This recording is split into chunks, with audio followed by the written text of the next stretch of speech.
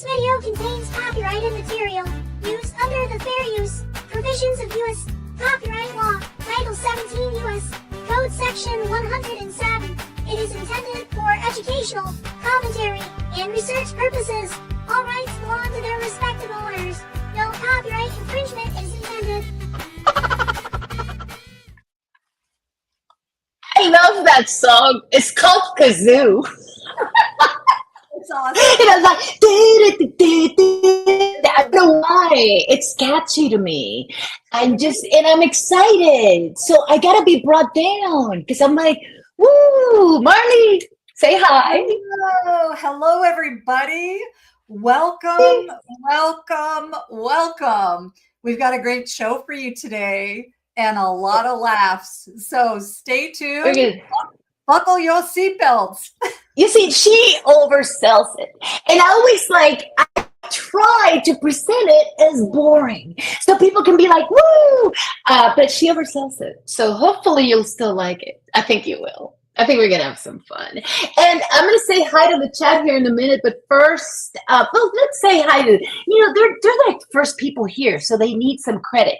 Hang in there, Kevin and Sue, backstage. Oh my God. Diane just joined. Diane Boss is in the house. Stacy, we see the Punty are showing up. Jeanette Angel.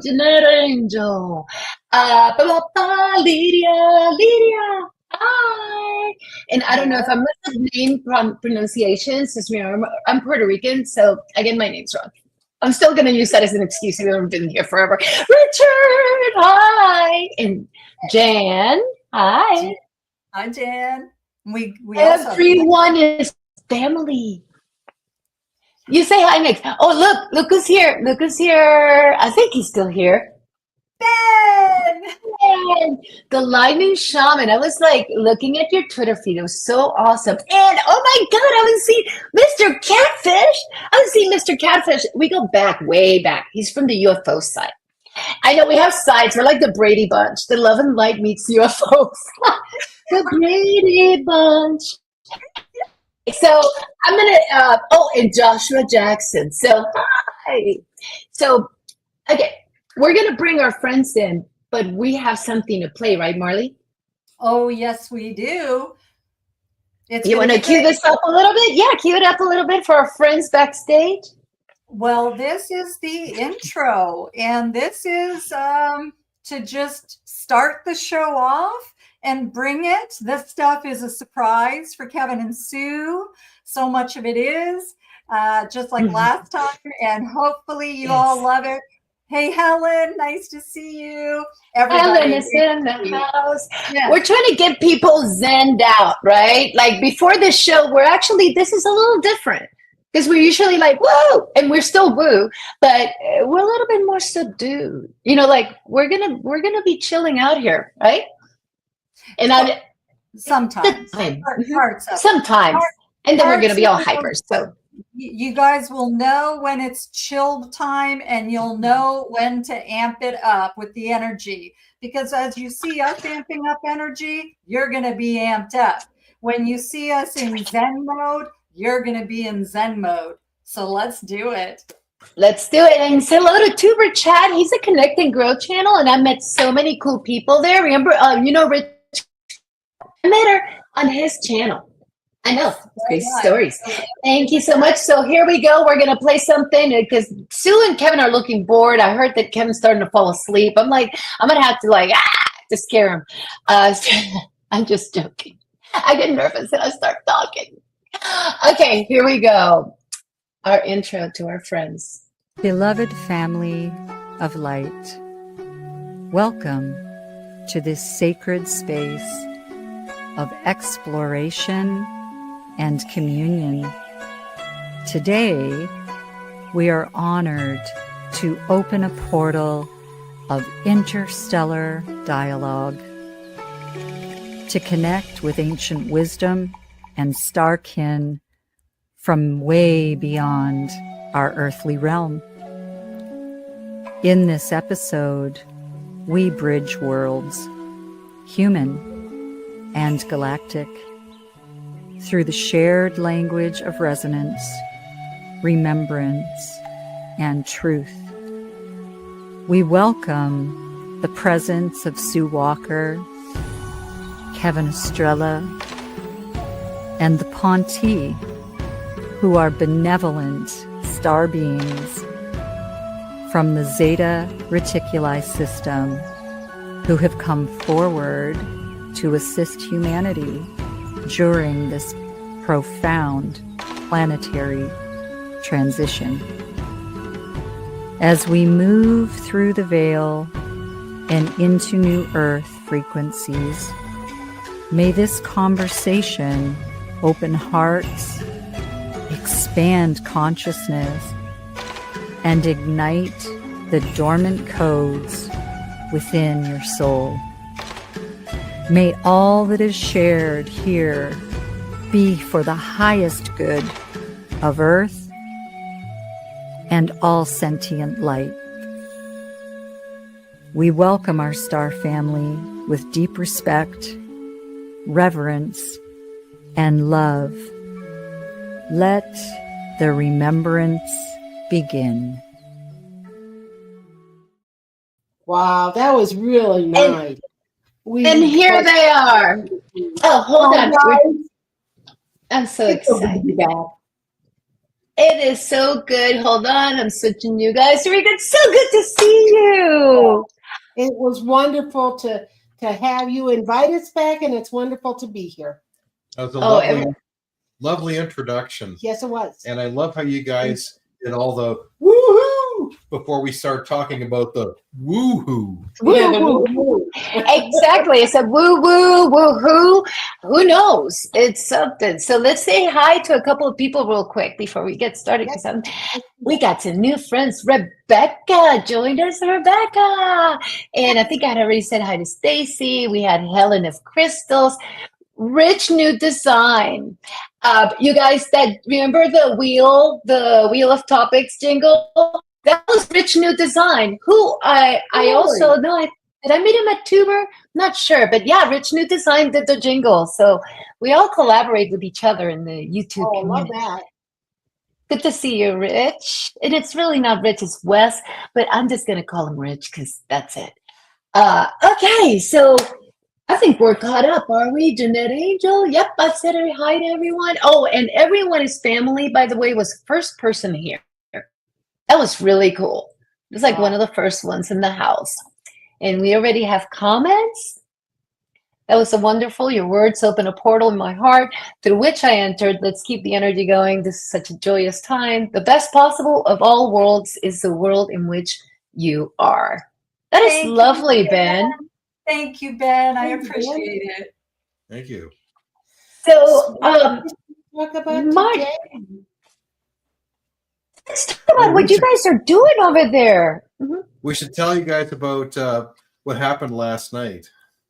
Yes. So I wanted to talk to the mountain, and so I asked Sue. Do you mind asking to see if if the mountain, if they're busy? And so Sue turns to the mountain and tells them what happened. I said, "Hey, are you guys busy over there?" And Grayson happened to be at the information desk. I love Grayson. And his response was, when we said, "Are you busy?" He said, "Shit, no, we're just over here twiddling our non-existent thumbs."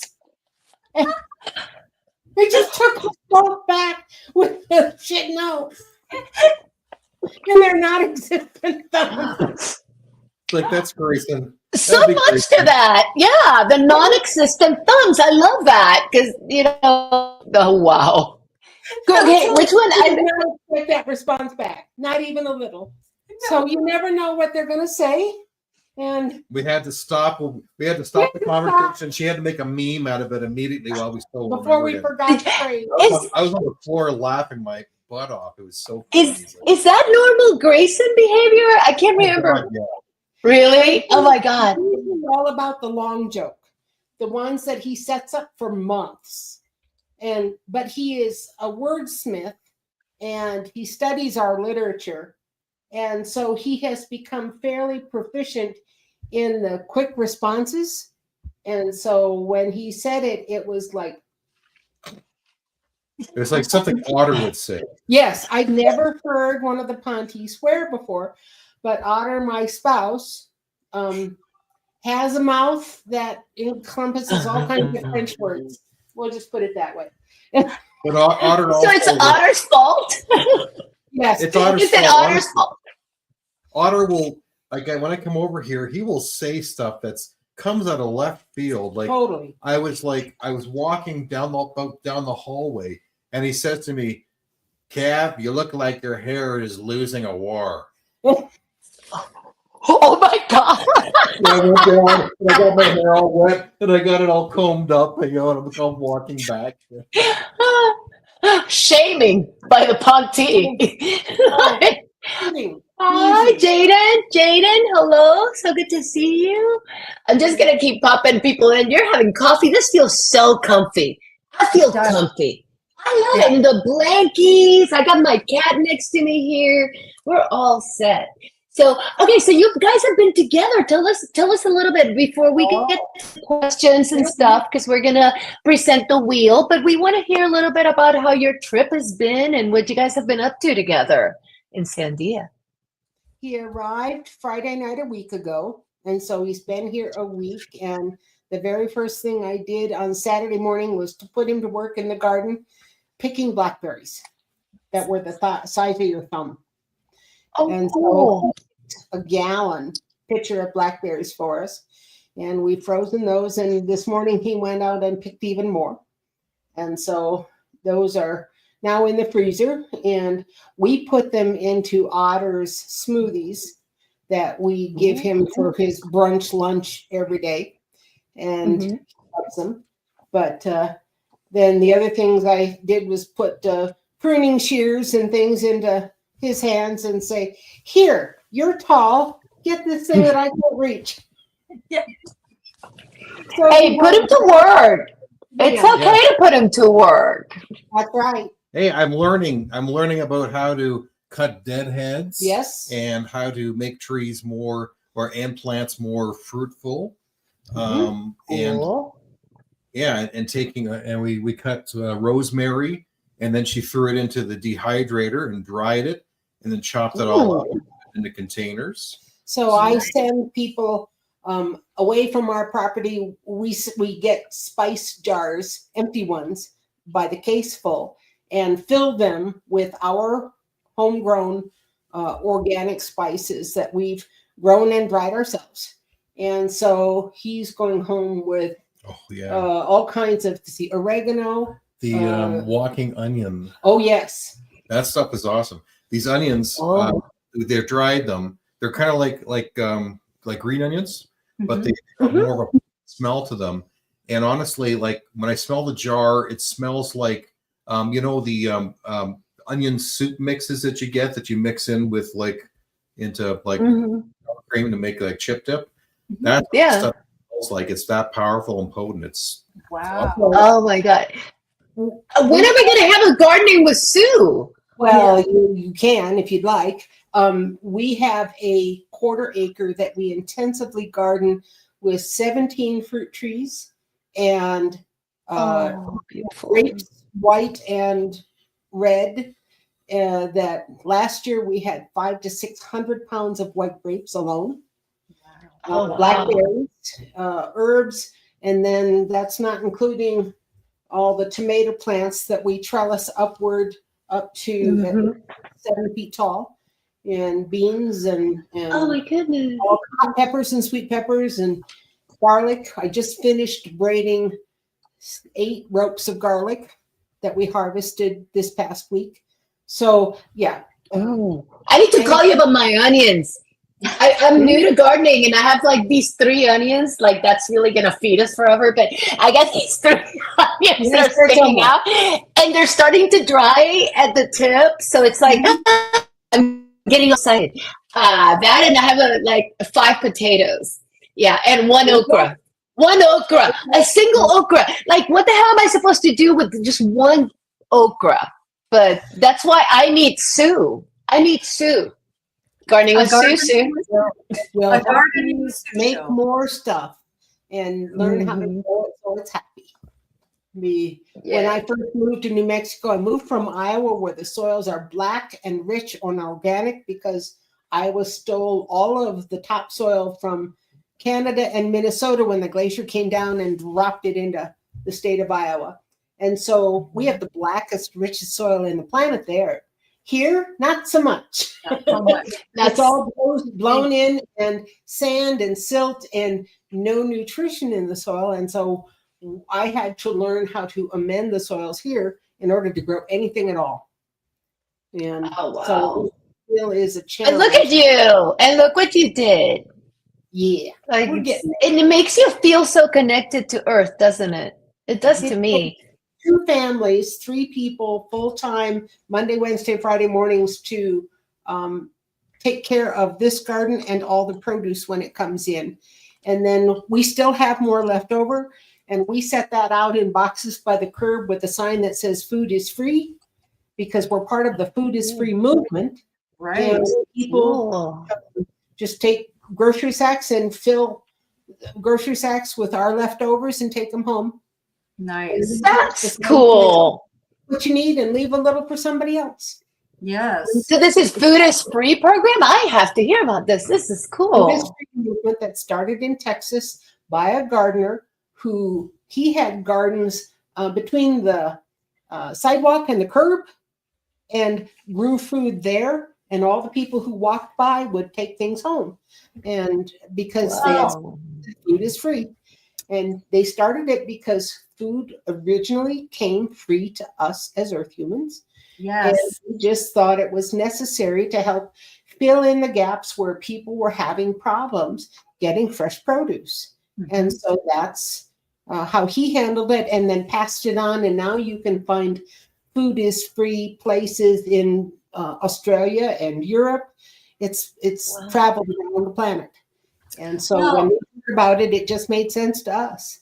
Absolutely. And you know what's awesome is the native way always did that. So the native, if people learn about walking the red road, the natives always did that. And you take what you need and leave the rest for others. And so it's such a beautiful way of being. And I just love that you're sharing this, Sue. You're awesome. That is just so, so great. When you come this way, and at some point in time, both of you might, you can, if you come in the summer, you get to see our big garden, and we'll put you to work. Oh, I love this. I love gardening. Yes, absolutely. Getting the hands in the dirt, connecting with Gaia, that's what it's all about. So that's wonderful. We eat our way around the garden in the summer, and depending on what's growing and what's come mature at that point in time, it can be anything from the blackberries to the pears to the cherries to the apples to the green figs to whatever. I've been known to pluck green beans and eat them raw, and tomatoes and eat them like an apple. Absolutely. It's a wonderful way to have breakfast. It's awesome. I'm so into gardening now. I started last year. Okay, and this is shameful. This is shameful admission. So my friend Lynn Hurley was laughing so hard at me because I started planting last year just for funsies, right? I've never really planted anything. We moved from the city to Oklahoma, and I buy seeds, and I like to put all the entire envelope of cucumber. I thought it was like sprinkles, right? I like dig in one little place and I just like, put them all in there. Lynn's like, honey, no, you're supposed to like put a seed. And then I'm like, what? I was like, no, I figured that some will take. And oh my God, this thing was like Little Shop of Horrors. It was my cucumber. So PSA, do not throw the entire envelope of seed. Yeah, make sure you read the instructions before you just go rogue. But I've learned a lot now, Sue. I'm in like phase 2. We now have like an actual garden, so we'll have to talk. But so what else? What else? You guys went to Chaco Canyon? Tell us what else? He borrowed some of our camping things and borrowed our truck and went up to Chaco Canyon for a conference I was also initially going to speak at that conference, but at the last minute I had to bow out. One, because I'm still learning to walk and my back could not have taken all of the terrain and the distance of walking. I'm not up to that quite yet. And also my spouse needed me here. Otter, unfortunately, has fallen probably a dozen times in the month of June and blacked out and then fell. And we weren't sure why he was blacking out and have been to the doctor and are still doing testing because they haven't figured it out. But he needed me here. I could not justify going to Chaco and having him here by himself. I just didn't want to come back to somebody who was on the floor somewhere.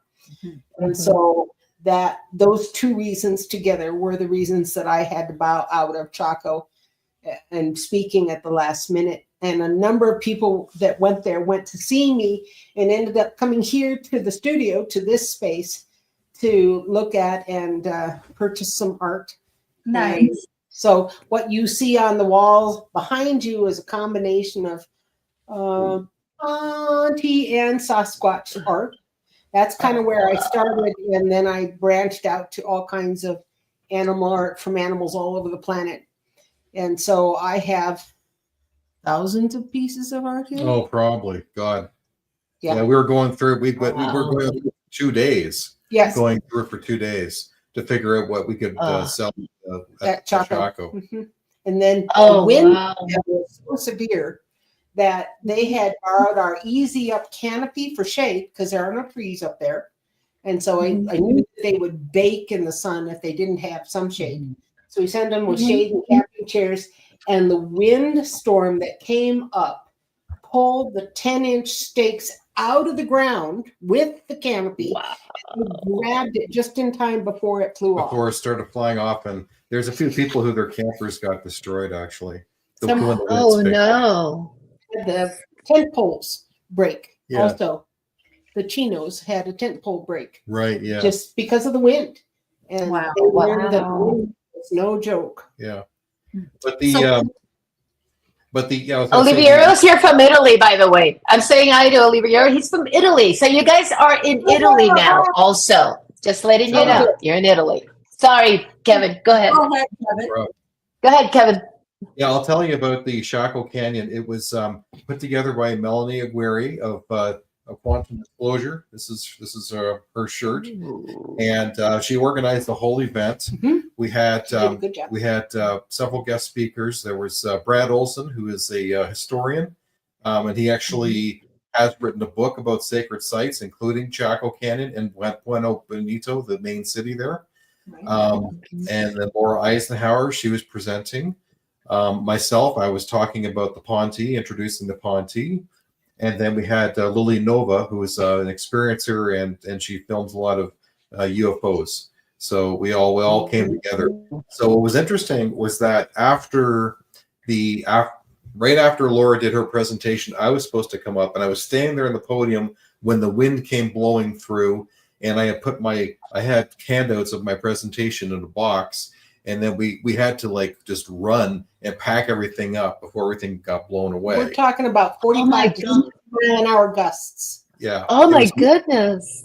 The whole thing was, and we didn't even know if the whole, our The whole event was going to get canceled. So for 2 hours, we're just wandering around, looking at the petroglyphs on the rocks, and trying to hold down the fort, hold down things, and figure out if we're going to stay or whether we're going to go home. And then Melanie came back and she said, "Look, we just got permission to move our presentations into Pueblo Bonito, into the ruins of the city." And so we did that. We drove there, and then we made our way through, the square rooms into the center of the Circle Kiva. Not the Circle Kiva, No, okay. but in the it's more in The heart of it. the heart of, kind of like the main. The living quarters that are more like square buildings, and it turned into a magical event doing it that way.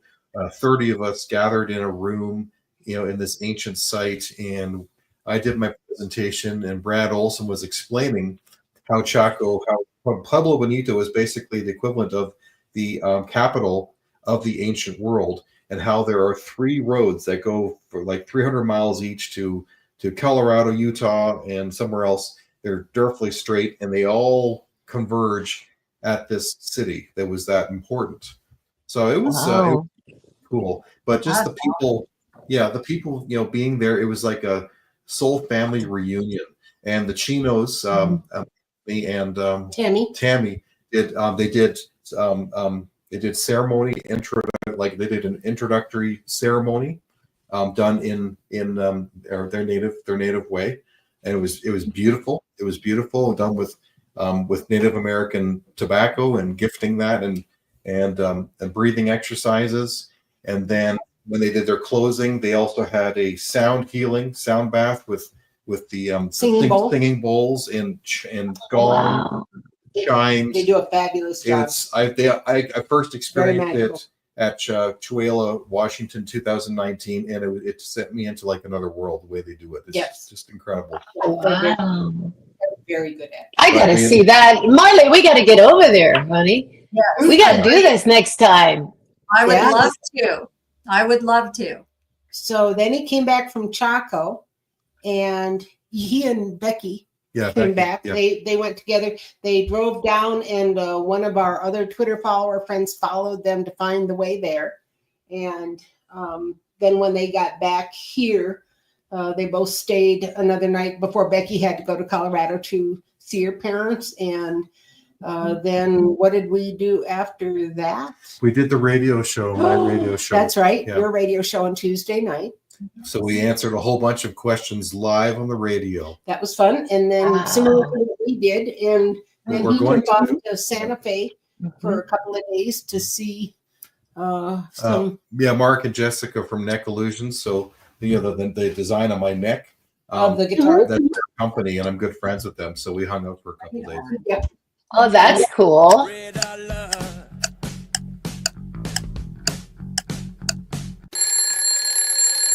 Okay, I am up. That was a surprise we decided to throw out there when the clock turned 5 p.m. Eastern Standard Time, which is right now. So that is the clock.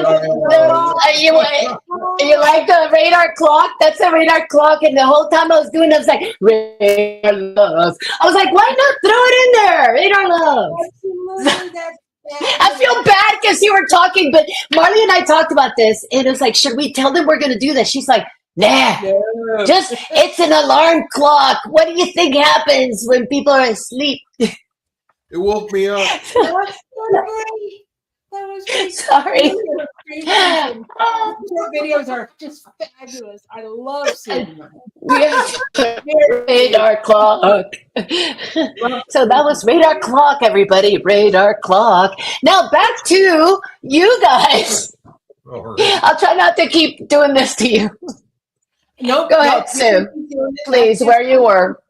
Gosh, other than that, we've had myriad of discussions about the Ponte, about the Sasquatch, and about everything in between.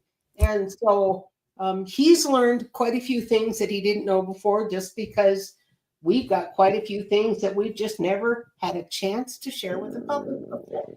And we're happy to do that with you folks, or we're happy to do that with the general public.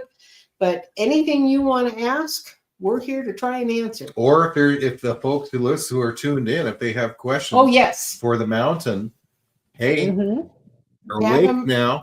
Have them write them in all caps in the comments. And we can ask the question. Somebody can yes. Caps in the please, comments. So perfect point, uppercase, all upper. So I can see those questions, and I'm going to be paying attention to that, making sure we store those questions, because we are going to be spinning the wheel. And what wheel is this? First of all, should we do, Marley, what do you think? Should we introduce the Ponte before the wheel? Yes, please. Let's introduce that with the introduction that we have for who the Ponte are. And then we're all about production value.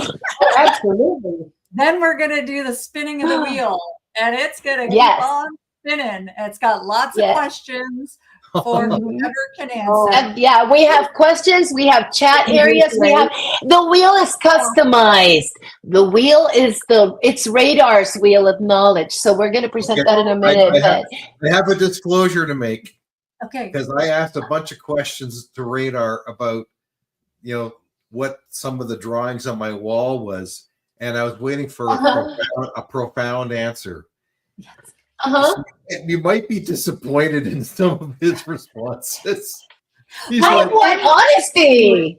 like, well, the trainees were with me, and I just let them doodle on your wall. I don't know what they drew. You look at me studying I love that. That's all you have to say. But here's the right. thing. I love that. Any of them can answer. It doesn't have to be just Radar. Mhm. This is like for whoever at the mountain Yes, would sorry. like to answer. That's great. Yes. I pick on Radar. I pick on Radar because I love Radar, but these is questions to any Ponte because they are now awake. So, but we're gonna go, they're waking up. Let's go ahead and start waking them up more with the following, which will also help, for the people in on chat and people here live or whoever's watching that doesn't know who the Ponte are. This is a piece that Marley did a narrative, and then I put some stuff in there, and as an homage to all of Sue's art. So here we go. Who are the Ponte? Are the Ponte, their frequency, and their mission. The Ponte are a peaceful and highly intelligent group of Zeta beings from the Zeta Reticuli star system who have made Earth their home for now, specifically residing in the Sandia Mountains near Albuquerque, New Mexico. They are part of a much larger galactic alliance assisting humanity through what they call the transition of knowing. They differ greatly from the stereotypical grays, often portrayed in fear-based narratives. The Ponte carry a gentle, service-oriented frequency, focusing on telepathic education, open contact preparation, and the respectful exchange of knowledge between worlds. They are telepathic masters as they specialize in telepathy and have offered guidance through teachings like the Telepathy 101 Primer to assist humans to reawaken their innate multidimensional communication abilities. They are non-interventionists as they observe the prime directive of non-interference, only assisting when invited or when it supports the natural evolution of consciousness. They have living libraries, considered galactic librarians, carrying archives of history, planetary events, genetics, and ancient technologies, including knowledge of Atlantis, Lemuria, and many other lost civilizations. They are here to assist in humanity's conscious evolution, assist humans to activate their higher DNA, moving beyond the outdated systems of control and transition into a more peaceful and multidimensional civilization. They are also very compassionate observers, despite their advanced intellect. Their energy is gentle, curious, and also loving, often being described by experiencers as deeply respectful and playful.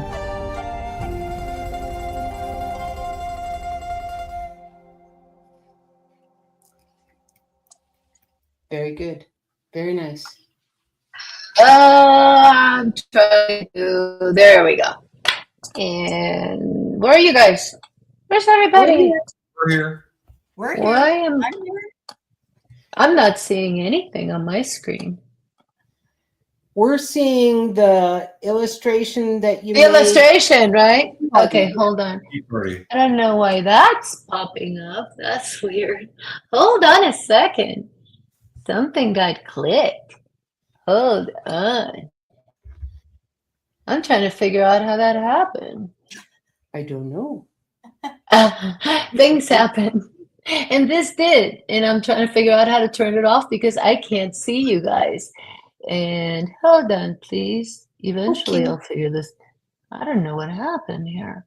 I don't even know how that happened. Hold on.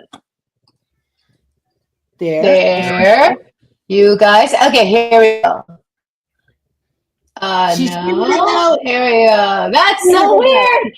I'm like, where'd they go? They disappeared. Panic. Okay, I feel better now. And I'm like, oh, this has never happened before. That It was glitched. weird. It It just glitchy. I have 2 demo scenes and I don't know how it got switched, but okay, so we are here. So are we ready to start we have a couple of questions from the chat. So I was going to first of all, I'm going to introduce the wheel concept because people in the chat might not have seen how the wheel works. So we're going to be showing our little intro to the wheel. If I don't mess this up and wind up showing something else, hopefully it won't be private. Just kidding. I don't do that, Sue. Don't do that. Look, just joking. I'm just kidding. I get nervous and I start saying things like that. I can't help it. Okay, here's the wheel. It's time to spin the mind board. Wheel of topics. What will we talk about next? Yeah, the mind board. Oh, wheel of topics. Go on and give that wheel a spin. Yeah. Yeah. That's amazing. Yeah. Cool. That is a great idea. We've done the wheel of topics, and you got off easy. One of my guests had to. We had this game was like questions, but then we would land on candy spots. And I sent him some special, like the Harry Potter, all flavored beans, and we had to like pick them randomly on screen and eat them. So you got off easy because this is just questions for the pond. We'll save the fun one for like a special holiday. Let's do that. Okay, so do you want to read the first? Do you want me to read the first question? I'm starring the questions, Marley. Yes, please. I'm going to go ahead and read those, and then we're going to go to the wheel after, but we're going to go to these chat questions first. Perfect. Yeah. Rebecca Warren. Rebecca. So did Radar and Kai go to the Sasquatch conference and run through the woods again? If you're talking about the most recent Sasquatch conference that was an offshoot of the Psychic and Spiritual Sasquatch conference that Kevin and I went to in 2019. And Okay. they have not necessarily been that way through every year that they have gone. And this year, I don't remember them saying anything about going. If they went, they didn't tell us. And Radar, are you up? Kind of. Kind of. Radar has to get up for this. So Radar is up just, and he said, nah, not this year. I'm like, okay. Nah, not this year. Not this year. Not this year. Not this year, Rebecca. Hopefully you were here to listen to that one. And then we have, I love the Radar's up. Hey, Radar. Are we supposed to say hi? Hi, Radar. You cool. Bing, bing, bada, bada, bing, bing. You're so popular. Is the mountain proud Radar's of cool. I our love his hats. I love hats. I usually wear a hat. So is the mountain proud of our mother the Earth's children for waking up to their divinity and standing for the sovereignty of all beings. This is Ben. Ben's awesome. Ben, absolutely, they are proud. I can tell you that. We were having, just prior to talking to you two, a discussion about their understanding of our right-minded and wrong-minded actions. The Ponti are all about honesty. And when you are not honest, if you tell a lie, they think you're a child. They consider it extremely immature. We talked about this like just a couple hours ago. We did. And so they notice when we are mature, right-minded acting, conscious, sentient people who go to the extent to research the protocols for contact that they have recommended and follow those, then they understand that we are serious about contact when we do that. So the actions here of right-minded, spiritual individuals, because they don't consider themselves religious, they consider themselves spiritual. And they do believe in a form of creator that they call the all, meaning the whole sum of the billions and billions and billions of years of collected consciousness that form the basis of everything we know and everything out there that we don't know. But the all is their reference to our equivalent of God. I guess I'd say it that way. And they do pray. They actually have a thank you ceremony every January where they spend at least 4 days, 3 nights doing nothing but praying thank you for everything in their lives. That's all. They're not allowed to ask themselves. They simply spend the entire time saying thank you for as many things as they can think of. And so it is a ceremony that I've tried and a number of the Twitter followers have tried. And I found that when I tried to do nothing but pray thank you, first you start praying thank you for everything you know and everybody that you know. And then you kind of lapse into, okay, now what do I say thank you for? And then you start saying thank you for general things like the air, the gravity, the planet that we walk on. And then you kind of run out of things again. And then you start saying thank you for in the past, in history. And then when you run out of things again, you start saying thank you for everything in the future. And then you get to the place where you start almost getting into a nonverbal state where you're just plain deeply thankful for everything, to the point where you just can't even articulate it anymore, but just exist in this purely thankful, loving state. And that's what they spend their time doing in their thank you ceremony. And I honestly recommend it to people if they've never tried it, because you come away with a very different view of your own inner problems and the problems of other people when you do that. Things that took on huge importance before, not necessarily anymore. And things that you've held grudges for in the past seem to be gone. So it's just an amazing transformation that you can do personally. And we like that cultural exchange.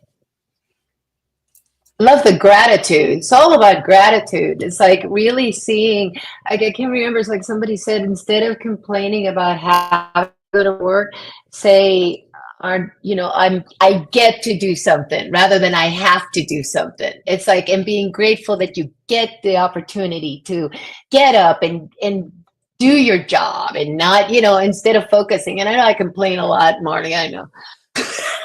She's looking at me like, girl, I know, but sometimes the work gets crazy. So I'm looking over here because I have the wheel here and my cat decided to get up. I have Black Kitty. She's so pretty. It's a Bombay. She's adorable. So they adopted. I was allergic to cats till they adopted me. I have 2 cats that have adopted me. I moved here. I was deathly allergic to cats. Like my friends from college go, you couldn't even be in a house that ever had a cat with dander. Like I would die. And now it's like I have my kitties everywhere. So Isn't that uh, something? are we ready for the wheel? Are we ready to ask the question Go by the for it. wheel? Dude, is radar ready for this? Is anybody ready for this? We'll see. He says, It's "What's it. the wheel?" What? Who's What's up? the wheel? Let's see. Who's up out there? Okay, so this is Radar's Wheel of Knowledge. Again, the questions are not just for Radar. I just got inspired by Radar because I put him right smack in the middle of the wheel. Get ready So for it. here we go. We're gonna Come. spin it. Okay. Spin the wheel. Here it Oh goes, boy, round here and it comes. round. What will it land on? Nothing. The in-between. These are okay. So the question, and by the way, the images are customized for the question for the Ponte. So right now, this Ponte is in Peru, and actually, this is in this is not Peru. This is Bolivia because it's Pumapunku. So the question is, if they're out there and they know, what do the H's and the purses mean? And I'm gonna give you an example. I have visual aids for this. Don't worry, because we want to make sure we know what this means. Hold on. It's all about production value. It's all about production value. Here we go. This is Pumapunku. The H blocks in Pumapunku are like 100 Oh. tons. Yeah. They're perfectly chiseled, like architecture wonders, where the precision looks like it was made in some very, very advanced, diamond, whatever cuts through. Because this is I can't remember what they're made of, but you can't cut it with sticks and other stones. And sorry. Oh, and the purses. So you saw the H's. Those H's, and I don't have that picture for some reason. I can't believe I don't, because it's Göbekli Tepe. But those H's show up in Göbekli Tepe, which is 12,000 years old. And in my favorite enclosure D, pillar 43, it has the purses at the top. The same purses that show up in Egypt. They show up in Australia. They show up everywhere in the world. So my question, or that question to the Ponte was, do they know what that means? Is there a clue? I'm looking for, I'm going to go for real cool questions like that. This is fun. Get an opportunity. So the H's were not considered a letter. It's not like it's a letter of the alphabet, like we just refer to it as that shape being an H. That shape is a building block shape, like he says, you understand Legos and how they fit together. Mhm. And when they fit together precisely, and they're sturdy. And there could be an earthquake and they aren't going to come apart. The H's provide a building block structure that niches together, and you can stack them like you would stack Legos and have the structure be solid in areas that tectonically are active. The purses are there as translation. You notice that the purse goes with a watch or a bracelet that has a circle. Okay, it's not a watch. It is a connective device that the two act as translation for other languages and provide translation. It would be kind of like if you or I had a translating package on our phones and the app where you could hold it up and tell somebody else to talk in their language, and out loud a moment later it would say the question in whatever your language was. You could ask a question in your language and pass it over, and they would hear the question in their language. Very similar concept. It builds a bridge.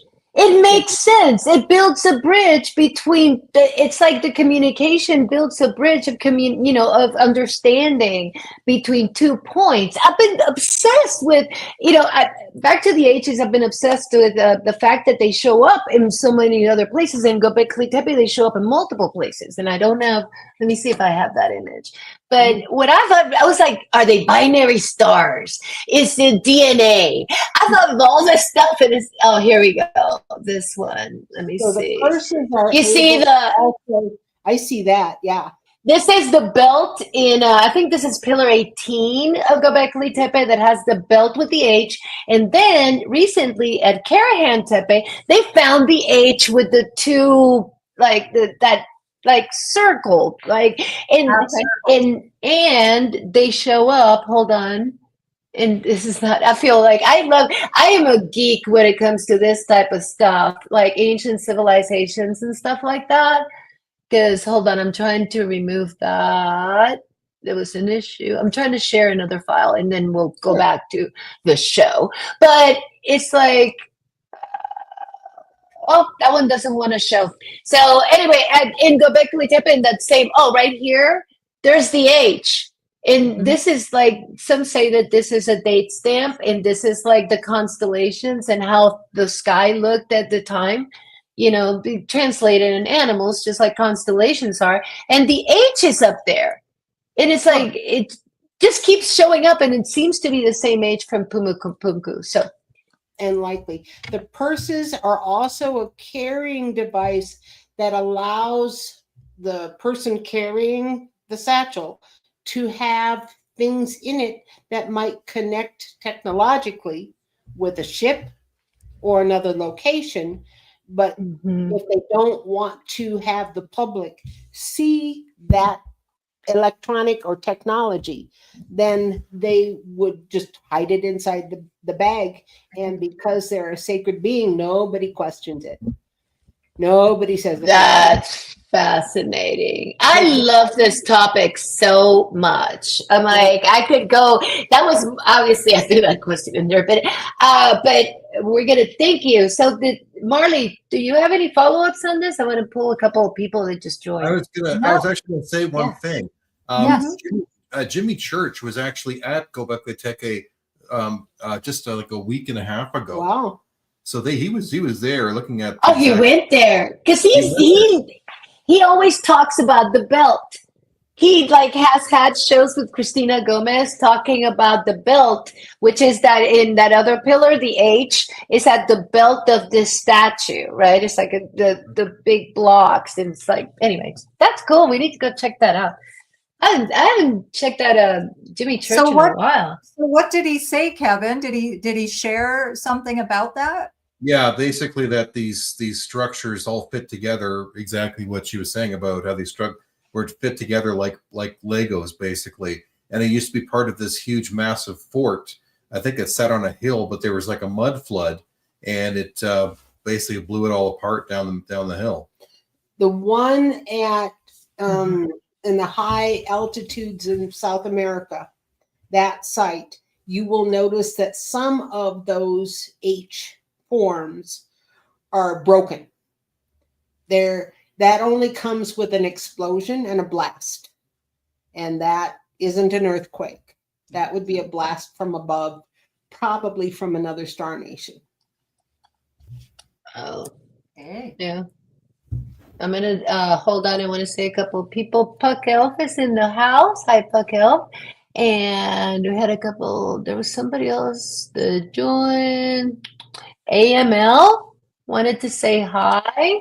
Angela, okay, cool. So I figured you guys knew each other. Angela's in the Ponte Boostin group, right? Oh, Angela from Ponte. Oh my God, Angela. Okay, I didn't recognize the names very much. I mean, I know Angela, but AML just didn't sound familiar. Hi, so good to see you. And okay, so any other insights on that one before we go to the next one?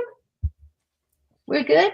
We're good. We're good. And one more thing. Ben wanted to say he was very grateful for the answer that you guys gave him. So everybody's just really engaged. So we're gonna That's a job.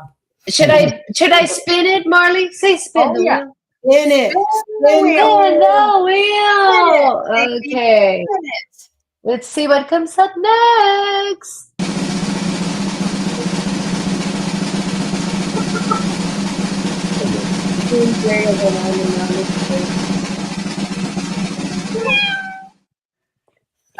Aha, Do good the Ponti have pets? They have Do the companions Ponti? of various species. Yes. What? one I'm of- sorry. Hold on. They have what? They have companions of various species, and they don't refer to them as pets, but they do adopt them as family members, and then they have the full rights as family members as if it was another Ponti individual. When Drudy and Radar came in 1994, Drudy had a companion that she'd grown up with all her life that was a scratcher. And a scratcher looks like a giant, slow-moving sloth with long dreads. And scratchers have the ability to mimic any sound that they hear, including our language.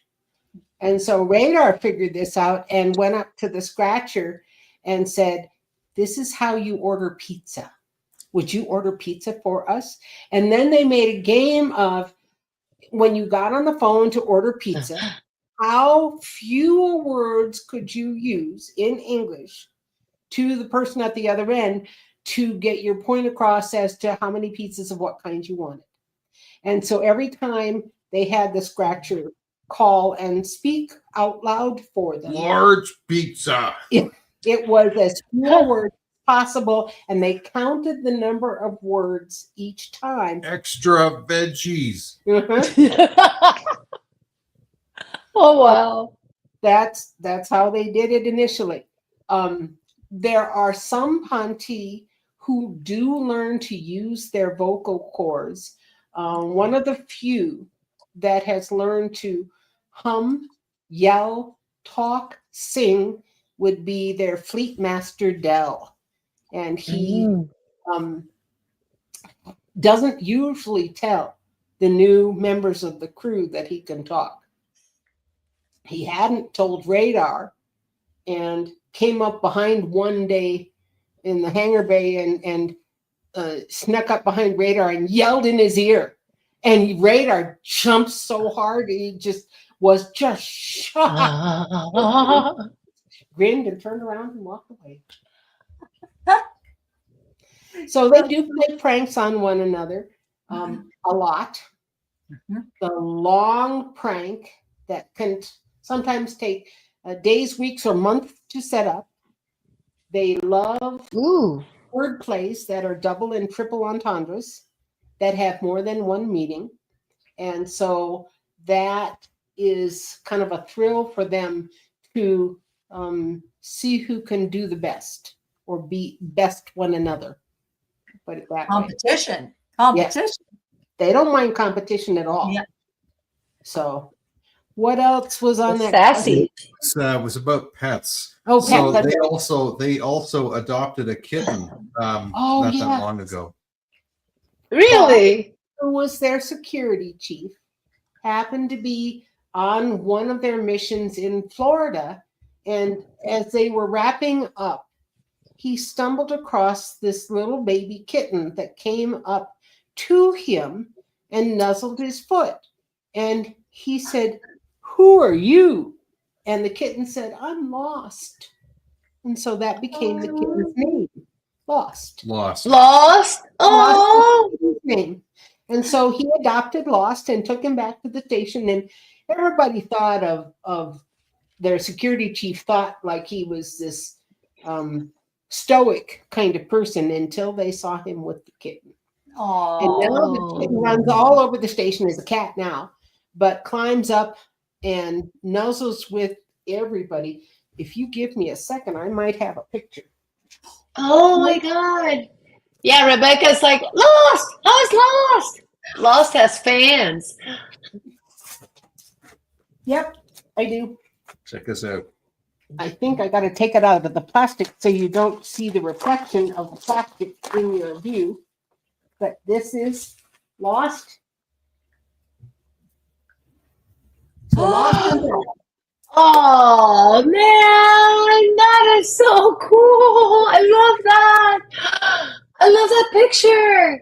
I have a few pictures that nobody's seen before. Oh, So I have a bunch down at my feet in a box. That made me kind of tear up. What Aw. is it about you guys that always I get to cry? It's When, called Because the cat, it's the cat. It's the whole cat thing.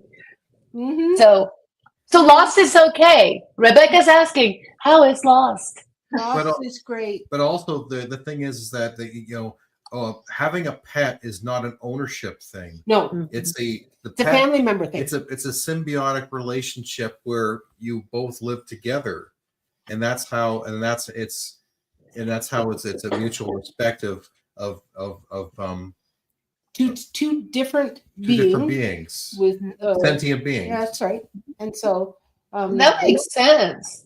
they- I mean, we're That's supposed to respect them. We're no better. We're worse. We suck. I look at kittens; they're so pretty, and I look at us, and I'm like, oh. Sometimes we're just human beings are just not the coolest. I know I'm crying. Stop me, Marley. Stop it, Chris, right now. Stop me. That young lady. Come here, or I'll give you something to cry for, young lady. There we go. Thank you. That's what I like. Tough love. Go ahead, Mark. I would like to say that is how I've always been with my pets, because my pets to me are not animals. They are divine, benevolent souls that are a part of my family. And I connect with them better than I connect with most humans, honestly. Like animals for me, even the wild animals on the property, we love each other. You know, it's just so beautiful, and they feel my energy, so they're never afraid of me. Not bears, not the deer, nothing. They are just My dog's own crystals. my dogs own me. Yes, exactly. And my beautiful souls that are animals that live with me and on my property, they own me too, and I'm totally okay with that, because guess what, guys? The animals of the planet now, while we're here, what I've been told from divine realms is they learn from us. For when they choose, if they choose to reincarnate here again, they pay attention. Pay attention. They pay attention. Pay attention. Yes, they do. They pay attention and they observe through observation and love, and they learn. So Kevin has a beautiful little bird named Frisco. Oh, And, yeah. you know, and Frisco, I mean, anytime Kevin and I are talking or on like a Zoom chat or something, Frisco seems to perk right up. He does. Cute. Because he knows that I'm going to love him no matter what. And, you know, the connection that Kevin has with him is incredible. So Kevin realizes this isn't just a bird. This is a soul being that I am sharing my life with, and they learn from us. So pay attention to what we're teaching the animals on the planet, because if we're not doing this with unconditional love and pure intention, they're not going to come back, you know, reincarnated as love and light, and we want them to. So yes, I love it. So many times I've done radio interviews or whatever, and I'm on, and he'll just come up and land, walk up on my shoulder, and he'll just be there talking with everybody, just looking at everybody else, and just participating in the whole thing. And he has a different relationship with each of my family members. He acts differently to them and does a specific thing. With my younger son, he'll dance with him and bop up and down and move around. With Logan, he talks in this chirping language and will get underneath his feet and almost get stepped on. And then if Logan opens the closet door to take out the recycling, Frisco crawls into the closet door with him and makes it very difficult for him to finish his work. So Frisco, he knows, he just knows how to do different things with different people. To my mother, he talks, and now apparently, since I've been on vacation, he's now saying, "Pleased to meet you." Wow. Oh my God, that's so cool. That's He doesn't say that to cool. me. Oh, of course not. Of course not. Angela is a Frisco fan. We got Frisco fans. So, yeah. It was Angela. Well, We you should all ask, like what he does with Angela. Angela goes down to the washroom, and Frisco will be outside the door, dragging his beak like he's in prison. And then the moment she opens up, he comes in, walks around her feet, and then he'll start to nip at her toes. And she's Oh my God, how cool. stop. And he thinks That's it's a game. hilarious. Okay, that's funny. That's hilarious. funny. Okay, are you guys ready for another spin? And Sue, if you want to show pictures, just keep popping them out. We'll be happy to stop and look. Just whatever you feel sees. So, okay, I'm gonna add the wheel back in, and then we're spinning it. Say, spin the wheel, Marlon. Spin the wheel. I have to tell you, the first time I heard you say pay attention, I thought they were having an episode. Then I saw that Sue had a meme about it. I'm like, oh, they all say it. I was like, oh. And the first time you said it, I was like, oh, poor honey. She got twisties. She got like pretzel in the head. Okay, I meant to tell you that last time you said it. I have been saying pay a pension for a number of years now since I met Sue and Kevin. And every time I hear you say it, I laugh because I didn't understand until Sue's meme, and now I understand. Before we totally leave the topic of pets. Yes. Okay, I'm not insane. I'm trying to find my cat who's disappeared, and the door's closed, so she couldn't have gone. Oh, hold on. Espérate. I couldn't see what was happening. Espérate. I want to see this. Oh. Hold on, please. Oh, Sue. That is gorgeous. They told us that sometimes, yes, you do travel 40 light years from home to pet a horse. Yes, you do. Oh, look at that. That's beautiful. That is gorgeous. That is so pretty. That's My gorgeous. God, it's like Conversation about pets. that is Well, so cool. I would also like to say too, Sue or Kevin, if anything comes through for you guys while you're sitting there during this, let us know if they have anything that they would like to ask or anything that they want to share. Yes. Okay. Yes. Let's spin the wheel. Hold on, I'm like, there's a lot of reactions over the painting, so I'm trying to see. Sue, have the Pontiff? Oh, there's a question. Have the Pontiff been given the green light to be seen in their crafts, like how we've been seeing drones lately? Good question. You got to put them in the uppercase. I didn't know that was a question. I'm glad I caught it. Yeah, glad you caught it too. Yes, they have been given the green light to be photographed inside the crafts without leaving the crafts. So if they pull up alongside an airplane and they've got windows open or created in the side of a skipper ship, will they wave and say hello and then zoom off? Yes. Yes, they could. That allow them to be photographed. You will hear some people who have taken video and photos of UFOs say, I think I saw a being inside the window. And from a distance. And that distance gap will get closer and closer as we get closer to seeing them on the ground uncloaked.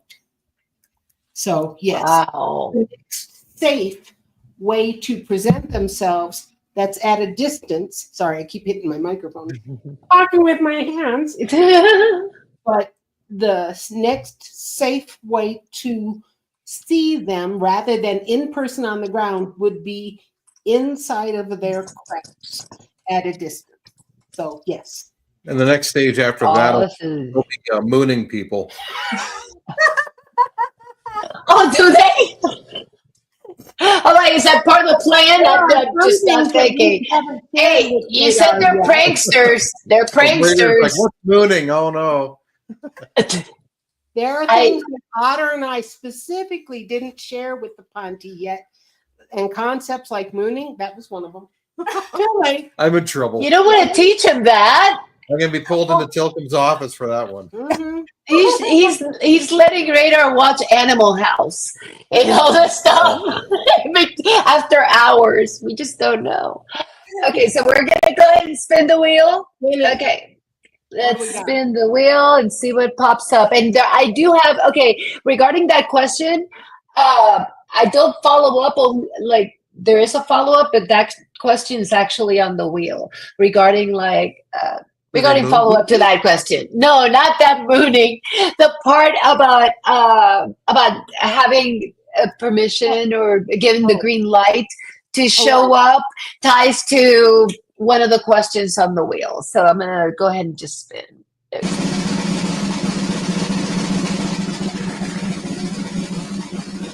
Round and round to go where you stop to nobody knows. Woo! Or just Psychedelics, do they work or just an excuse to party?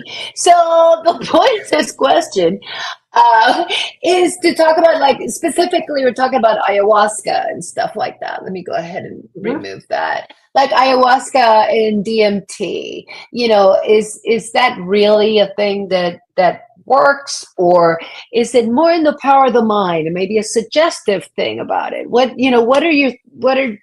Ponte's thoughts on it? Do they have thoughts on it? They do.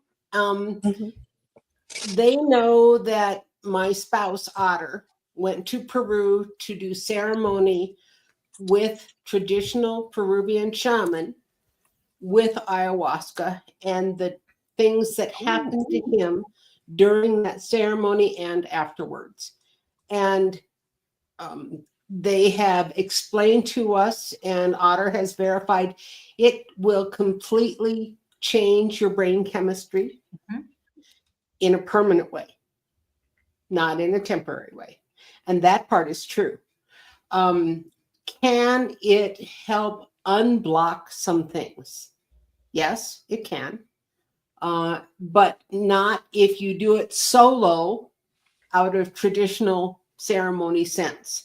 It's one of those substances that you want somebody knowledgeable about the strength and the amount and how to deal with it if you've never tried it before, all of those things with you, instead of trying to guess and do those things solo and get yourself into trouble.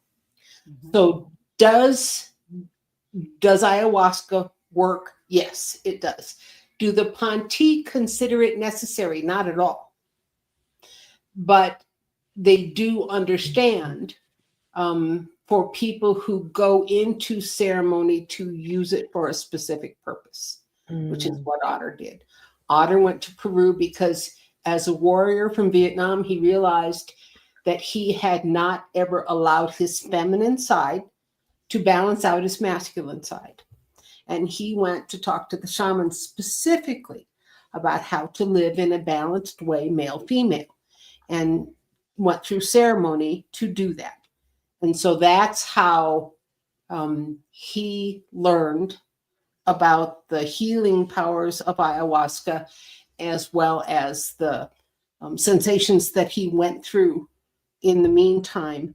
And his experience was one where he was walking down the trail with the group after having consumed ayahuasca and was ahead of the group, and so stopped and leaned against a tree in order to wait for them to catch up. Oh, this is the jaguar story? And saw jaguars in front of him coming toward him at a full tilt race down the path, more than one. The first jaguar jumped and leapt into his chest. It was female. The second jaguar jumped and also leapt into his chest. That was male or female. The last one was male. There were three. And after the male had jumped into his chest, he immediately jumped out again. The females did not. So that was part of his healing journey. And now Otter has this huge, beautiful jaguar tattoo on his over his heart. Oh, Oh, And great. his spiritual that's gifts cool. are all over his body. So Nice. he can tell you about it in person sometime, but that portion of things does involve an understanding of how strong the substance is that can alter your life permanently. And 2, don't ever do it alone. That's not recommended. Don't do it out of ceremony. You may not be able to control what happens. Okay. Okay. Anything, Marley, you want to add anything before? I do want to pop up a chat question. It's a Yes, very well, personal I chat would question. Okay, I would just like to add that I completely agree with what Sue just said, that you shouldn't do it alone. But I also want to make people aware that ayahuasca can be really tough to get for these ceremonies, but ceremonially is the way to do it. That's how I got my native name, Eagle Spirit Song, was through a ceremony.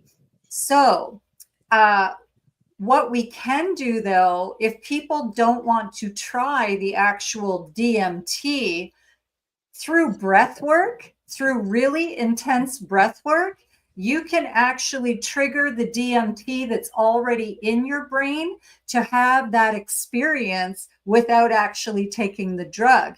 So it's easy to do. And maybe we do a show on it sometime, because it is really incredible what can come up, whether you use the drug or you don't. But what I would like to suggest is that, start small if you're going to try to microdose something like this, because it will open you up. It really, truly will, like cosmically, and connect you into the universe. But be very, very careful. Like Sue said, I don't suggest anybody to do anything like this alone. But I'm also all about the things that grow on Gaia for a purpose. So, lots of people are getting help with dementia and Alzheimer's right now and memory issues by microdosing magic mushrooms, just microdose. Mhm. So people are getting the same results with a microdose of LSD. So just a tiny little dose, and it actually has been replacing any antidepressant medications and all of this. And I cannot believe, with what I do in my wellness center, the people that have started microdosing have been able to go off their pharmaceuticals and their brain is working so much better. It's like firing all the pistons up. So I just wanted to share that. I love that you reiterated, Sue, what I always tell people: don't do that. Don't do it alone. Don't even try, because it's just not worth it. And also, I want to just add, never do it if you're not in the right energy, because if you are not in the right energies to receive whatever comes through, you might end up with what they call a really bad trip, or you might actually be tormented by a malevolent aspect as opposed to benevolent. So be very clear what it is that you're looking to achieve. Yes, Sue, go ahead. One of the other things that I wanted to mention, we were asked when we first presented the Ponte's Telepathy 101 primer, and to increase the telepathic rapport in how to practice and what kind of protocols there were. And someone, after our first introduction and teaching of that material, asked, how does marijuana affect telepathy? And the actual honest answer is it enhances it, but you don't need it for that. We don't recommend you do pot just because you want to increase your telepathy, because if you do it with the pot, how are you going to do it without it? Yes. And you Exactly. want control over it. But we also found that it enhances seeing and the ease of seeing the archaeoplanetography images in the landscape as well. And if you don't know what I mean by that, you'll have to visit my YouTube channel, and look under the playlists for the archaeoplanetography Me or too. images. And I think I'm on video number 86 of APG now. I Oh, just that's the website. Yeah, that's the website. I need to put I don't know what happened to your YouTube channel. Yeah. It's at Sandia Wisdom, just like the Twitter account. Oh, there I we had a go. few things I was going to say as well Yeah. about psychedelic drugs and sort of like that. Our friend Colin, who's in contact with Tall White. Tall Whites are like, they're human, but they're much older than us and far more intelligent than us. Dee Dee, she's like 700 years old. Apparently, the Tall Whites do microdose on psilocybin mushrooms, as common as we drink coffee. Wow. But just enough to like we're talking about microdosing, just to enhance their own natural ability. Okay? Oh, I'll wow. also admit, and I don't talk about this publicly because I don't, it's not, for me, it's not that important. But when I wrote the song Naf Waffen, which had the tonal language in it, and it was Christmas Eve when I had mixed and mastered the song and I was listening to it, I had that evening, I had taken like one toke of marijuana. Okay, just one toke, because that's all I can handle. And after the sixth listen, that's when I heard the translation as clear as possible. And I was just shocked. So I know that enhanced my ability to hear it. I don't smoke marijuana. I don't. I drink wine. And I've just realized that my telepathy is much better. It's much stronger when I've been drinking wine, because then I can actually, I'm hearing more conversations with the Ponte when they're dropping by and I'm playing games, and I'm hearing their thoughts. I know I've been practicing what are my thoughts and knowing when these bolt out of the blue thoughts are coming that are not mine, and I've been having better conversation just from having a couple glasses of wine.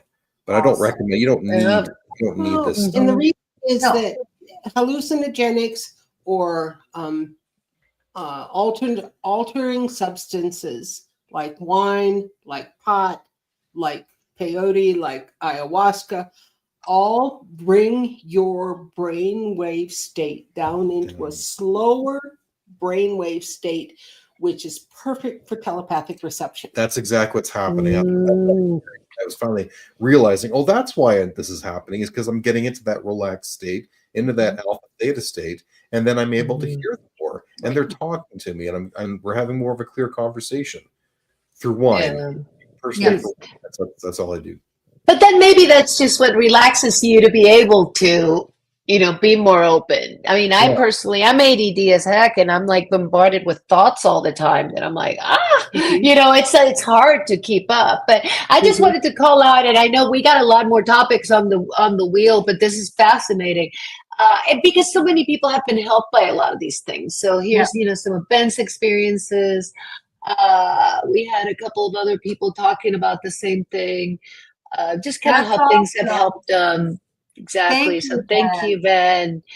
And then we had talk about the solfeggio. That's, stimulate the DMT. So, I'm going to drop these out there, but also we have some new friends. Dracula, who's from our group. Drac is here. We love Drac. We're so happy Drac is here. And so Helen had a comment before I go to Rebecca's question, and then we do the wheel. Okay, so Helen had a question, and I want to know if they're turning up in children's rooms and scaring the poop out of them, not deliberately, of course. If it's them turning up. And then she said, let's see. Because your pictures look like her visitors. So her question is like, is it the same? Is it the same? The Ponte group of the Sandia Mountain has a special division of liaisons or visitors that they train specifically to visit children. PETA is one of those, and he's a team leader. Oh, PETA. Teaches them how to visit children because it's a very different story with children than it is with adults. And so he teaches them the common things that children learn in the first 5 years of life on purpose. Everything from the happy birthday song to Dr. Seuss. And in fact, the very first Dr. Seuss hat that ended up at the station that Radar wore ended up going to PETA because it's part of the culture of children's literature and is known by so many. But when they visit kids, and we had, true story here, we had a mom and dad call us from Colorado, and the mom had been receiving visits by an extraterrestrial nation, but the kids began receiving visits, and the then almost 3-year-old was having his 6-year-old sister spell things for him because he knew how to write letters, but not how to spell things. And so he had his sister spell everything from my name to the Ponte word to, I'm trying to think of what else, Zuni or Zumi instead of Zuni. So the things that were going on in our life with the Ponte, as well as some other things, this almost 3-year-old began writing and drawing on his paper. And I have 3 pages that he had written with drawings and words on it that the mom sent to me and called me about.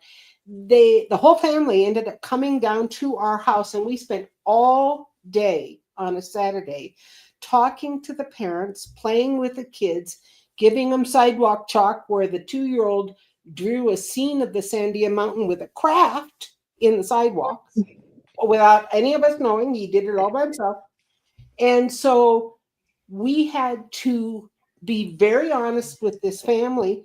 He was a lawyer, and I think she was a stay-at-home mom, but we talked to them very upfront about everything about the Ponte and just laid it all out, what we knew about them, what they told us, how they visit, what they say, what they don't say. And at the end of the day, they were very relieved because they went into this not knowing anything and very scared for their kids and left much more comforted. They ended up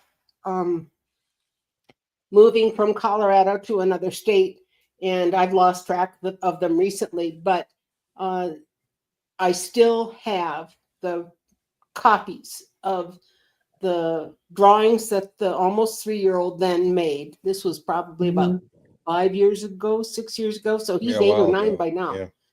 And have a copy of the picture that I took of the sidewalk chalk drawing before it got wet. So the kids do talk to us about what they've experienced. A number of 10-year-olds have talked to us about the Ponte dancing in their room or jumping up and down like monkeys on the bed and making the kids laugh. They do everything they can to be everyday normal. My own youngest, when he was 4, came down one day and said, "The Power Rangers came and took me for a ride in their ship last night. It was great." I said, "How tall were the Power Rangers?" But yeah, 3 to 4. About the size, yeah. Those Power Rangers. I thought it was a very good description because the masks of the Power Rangers are very similar to the Ponte's eyes. Yes. And Wow, so true. it was just perfect and something that he watched every day and was totally unafraid with. And so I was I knew exactly what he was talking about immediately. And this was before I even knew about the Ponte because I'd been an experiencer. And That's right. Yeah, so that was been an before. experiencer of the little gray guys since I was first grade. Or Oh, before. wow. Cashy, just a question. Were you the one who just put the thumbs up over Sue's head? that. No, I think something in your StreamYard, my StreamYard doesn't do this because like I do this and nothing happens, but you do it, Sue.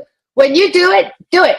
Do No, it. we didn't touch anything. We didn't. No, we go didn't- like this. Go like this. Does the StreamYard, can you agree like this with a thumbs up, please? But now it's not doing it. Oh, there it is. And it's like, I looked it up from last time because it was doing like, last time there was, You thought it was you. she was like, you did the 2 thumbs up and it did something crazy. And I asked my husband, it's like, I didn't install that. So anyway, yeah, that started a whole. I think it's the Ponte. I think it's the Ponte doing it. I didn't know that. I didn't know how they configured their StreamYard. I didn't do this, so that's all I know. Never seen it, never So, heard of it before, and never. I have. By the way, Helen was wowed. I'm trying to keep up with what's going on in the chat because we have a lot. Dude, we got 55 people watching right now, whether it's through YouTube or Twitter. So we got, or X, sorry, X. We got Ace FLA's friend of ours here visiting. So glad to see you. And then let's see, anybody else? And I thought I had a question. XJ, I love XJ. XJ's our friend. I just can't find him right now, though. But I did. There was let's see, Rebecca. Oh, here's Rebecca's question before I spin the wheel. Oh, Okay. what? Oh, and then we have another question. You guys are great. Okay, we're gonna get to all the questions. I'm so excited. This is awesome. Here we go. Did the Ponte visit me last night? Says Rebecca Albrecht. That seems like very personal. You go ask Yep. them. That's Becky. Yeah, That's guys, can you ask? Did anybody go see Becca last night? Becky last Yeah, night. you know where. The response was maybe, Maybe. and a wink, and that means yes. Yes. So yes. Rebecca, you got your answer, Rebecca. They were there last night. So what happened, Rebecca? Rebecca, you're gonna have to drop some more tea there for us to. We'll she pick was it up staying with her between parents. spins. Yeah, we'll go back to the Rebecca show. We're gonna have a little Rebecca like sidebar where she Kevin- shares what happened. Go ahead. Kevin, what were you saying? I was saying, yeah, that's Becky. She stayed with us here. Yeah. She's my friend, and Oh, yeah, and so we knew that they had visited us. They came and hung out with us a little bit after we had gone to sleep and stuff like that. And so, but Becky was with her parents last night in the kind of like a desert area, and they could see fireworks way off in the distance. But she was kind of wondering if she got she got blink blinks. Okay, that's what she saw. But she saw ships, so she wanted to know if she was being visited. So The Ponte like fireworks as much as we do, and the other Star Nation visitors and their kids like our fireworks also. And so on the 4th of July, it is not unusual for the Star Nations that have kids with them to come to the Sandia station, and they'll take them out in the skipper ships to go watch the fireworks various places. And as the time zones change and sunset starts on the East Coast and moves toward the West Coast, they travel from major city to major city to major city, evaluating fireworks and oohing and eyeing over them. So they have a good time doing that. So yes. Well, they can that's move cool around. that they like fireworks. What'd you say, Martin? I said they can move around quite quickly as well. Yeah. So So Helen says, thank you that she got to thinking after last time. She was in the last show. Every time you guys show up, we're getting regulars. It's like we got people who love Ponte, so this is fantastic. So I'm going to tag, I'm putting some, if you have questions, put them in all upper. I'm going to tag them because I do have slots on the wheel for chat questions. So I'm going to save them for the wheel. So we're going to go ahead and spin the wheel. There we go. Spin it. Round and round.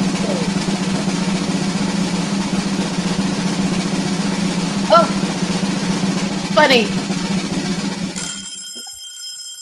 That question. What a coincidence. There we go. I think that's funny. That's like, ha ha. Yeah, we'll go ahead and do that because Lydia, is that how you pronounce her name? Hold on.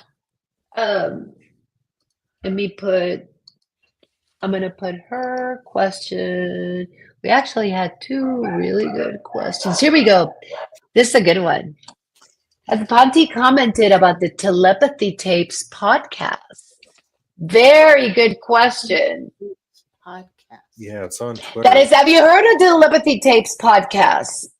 So basically, the Telepathy Tapes podcast is the idea that kids with autism that don't communicate have telepathic powers, and they wind up talking through like it's a trip. It's a great. I've only listened to a couple of episodes. It's fantastic. They talk through their mom. It's like and they read the minds of those close to them. So, yeah. So, what are the other Ponte's thoughts on this one? Are you guys aware of the Telepathy Tapes podcast that talk about the autistic children that are Earth human children having telepathy with others? The response is we haven't seen that, but we'd like to. Okay, so we're gonna have to send them links to this because it's a great. It's very interesting, and it's also been controversial. People are saying, "Oh, you can read anything into it." I'm like, I listen to some stuff, and I'm like, how in the world would they know? I know that there's always the skeptics, but Well, I. Carolyn, are you familiar with Carolyn Corey? Mm-hmm. She put out a documentary called Superhuman, which shows children reading books with blindfolds on. Wow. And not seeing anything they're able to read books. Mm-hmm. They're able to drive bicycles through different courses and stuff like that, all completely blindfolded. Wow. Yeah. In the telepathy tapes, they had an example where somebody was, they explained it as they were meeting in this special room. Like they were able to get educated by talking to other children, and whatever they were reading, they brought into these places. I can't even explain what they are. They're like mental hubs where they all went to particular rooms, and that's where they talked. Like that's how they were learning. So kids that wouldn't have learned any other way, all of a sudden were learning all this stuff, and it was because they were like telepathically connected to other children that were learning it. So have them check that out because we'd love. Yeah. And since we're probably going to have them back, right? We're going to have you guys back here. So we'll save that one for the next one. And we have comments on Superhuman. Kevin, look, Stacy says Superhuman is a great documentary. Yeah. Mm-hmm. Thanks, So we're going to have to check that out. Oh, here, XJ, my autistic stepson is perfect pitch and quite the musician. Yeah, I mean, they have, it's amazing. The talents. It's like, Absolutely. like there's a filter that we have that they don't have, but it's like, it's just a trip. So, okay, next, spin the wheel again. Spin the wheel. Well, actually, before we do that, I had a question to ask Radar. Yes. Radar, do you tune in and listen to me when I'm playing my electric guitar? Not just me. Oh yeah? That's the response that comes back. Who? You have a whole host of Las Estrelitas that listen to you anytime you do anything musical. Really? Yes. Oh wow. They just kind of wait. Really? Uh-huh. It's like turning on a radio and waiting for your favorite show to come on. As soon as you hear it, you know it's very They're your familiar. groupies, Kevin. Yeah, You've got they're groupies. The Ponte They're your groupies, Kevin. I love it. Yeah. I was talking to them last night, actually. Yeah, so I was wondering. That's so awesome. Yeah. No. Oh, They love you, Kevin. That is really cool. That is really cool. I know it's like getting the feels, Kevin, getting the feels. I am getting Anything feels. else before I spin the wheel again? I make everybody cry and then I cry and we're all crying. I'm sorry Yeah. I do that. No, I do that. I did this already, so I started it. So, okay, I'm Okay. gonna spin the wheel. Here we Spin go. the wheel. Spin the wheel. Spin the wheel.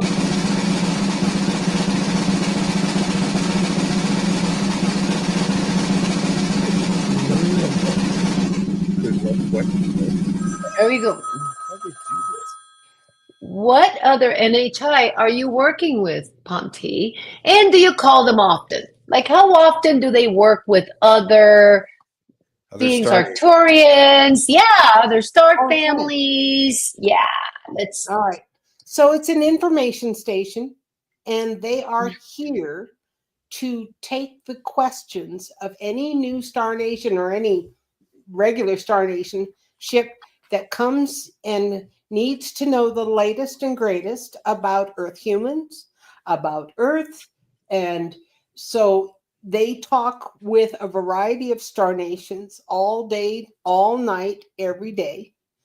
When they come into the Albuquerque sky space, there is a flight path from the southwest toward the Sandia Mountain that they normally take.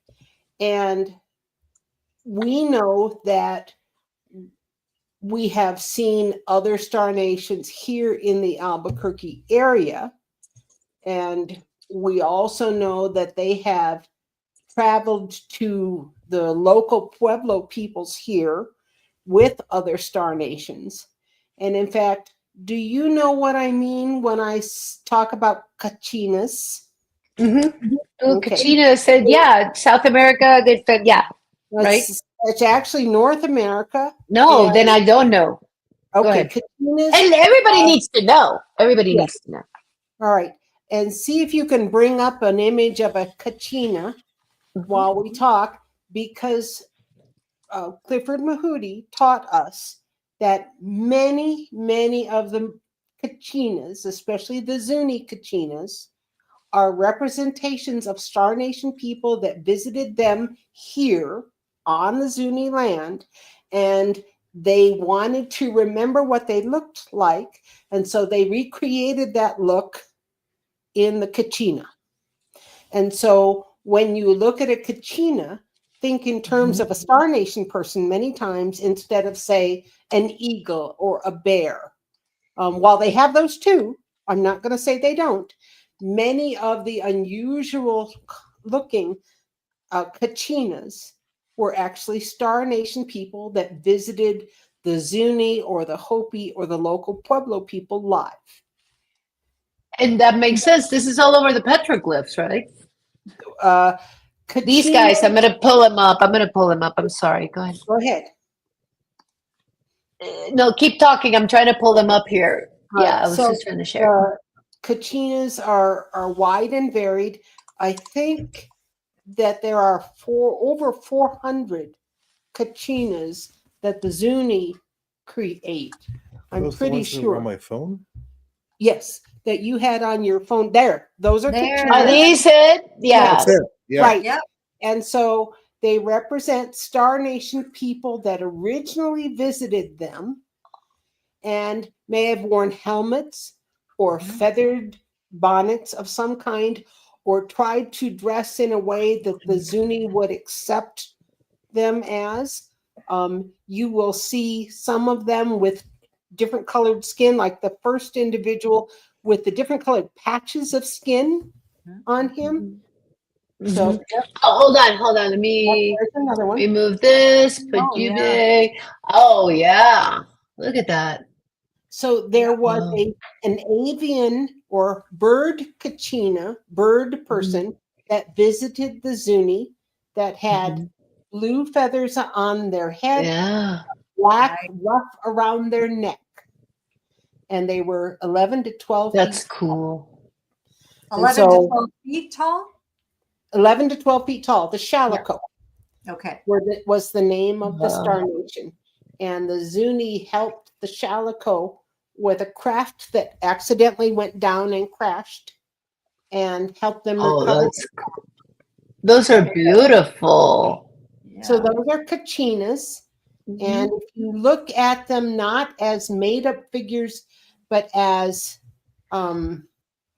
real life people portrayed by the local Pueblo folks who wanted to remember what they looked like. That's Right. so Yeah. cool.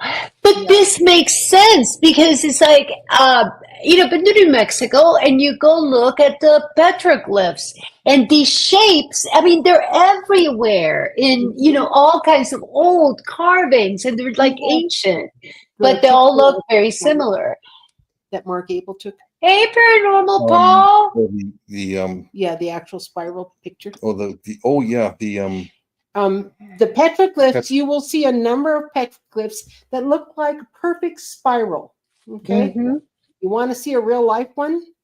Yes. This was taken, Kevin is looking for it now. This was taken by our Sasquatch researcher friend out of Colorado.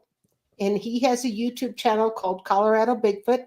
His name is Mark Abel.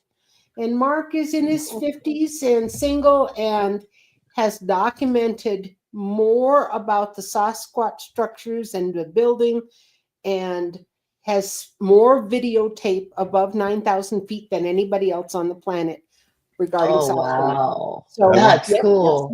So Mark took this picture live, and Kevin's got it. He's going to try and show it to you. Well, actually, I'm going to show you a petroglyph. Oh, yeah. Here's a petroglyph that Melanie and I found in the New Mexico desert. Mhm. I'm going to show you this first. So see the spiral? See the spiral? Uh-huh. Yep. Okay, now look at that. Look very carefully. And I'm going to show you what this actually is. All right. So we're going to Is show it a you a face? real photo. That's a real photo. Mark Abel Wow. took that What? within the past 5 years. Beautiful. Okay, that is cool. At noon. That's awesome. That is amazing. Did they test it did they use a EMF reader on it? Have It you was ever? in the atmosphere, many hundreds of feet in the air, dear. Even Oh, good. Hold on. Go back. It's hard. Yeah.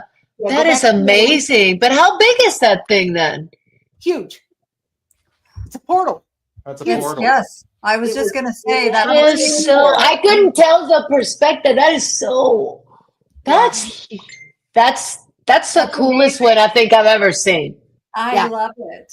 I love That's it. one of the coolest ones I think I think that is the coolest So one I've ever seen. now you Yeah. understand when the Pueblo peoples or the Native Americans in this area of the world saw those in the middle of the day.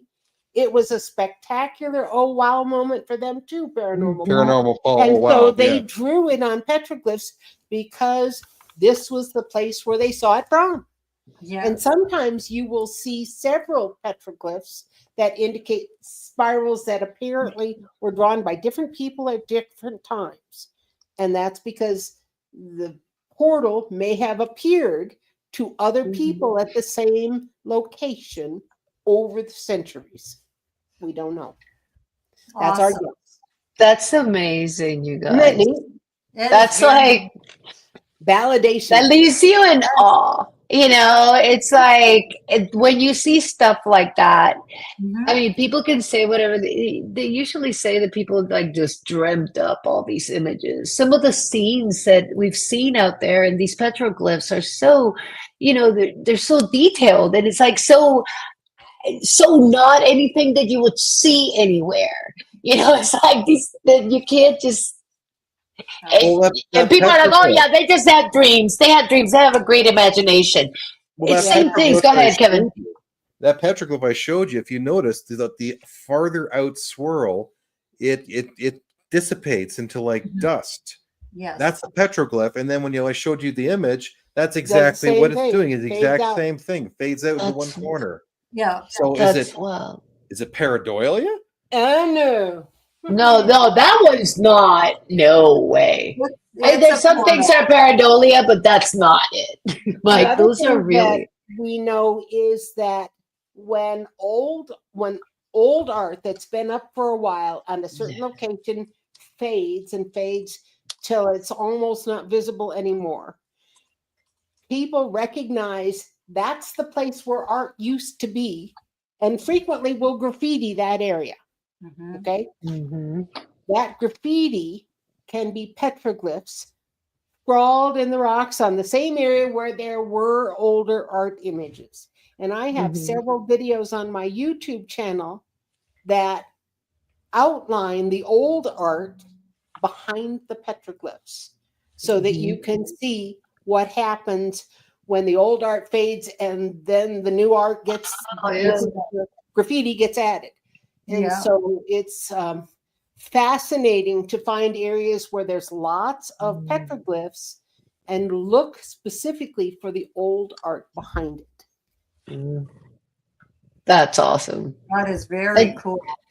Yes. I can't. You guys keep popping these great images of this great. It's like bam, bam, bam. I'm like, just Thank you. We're here Yes, all I week. love it. Don't forget to Bam! tip Try your the waist wheel. I know. We're Realtor Thursday. Try the wheel, says Kevin. Okay, we're gonna Try spin the the wheel. wheel and I have it. Yeah, try the wheel. We're gonna spin the wheel. Go ahead, Marley.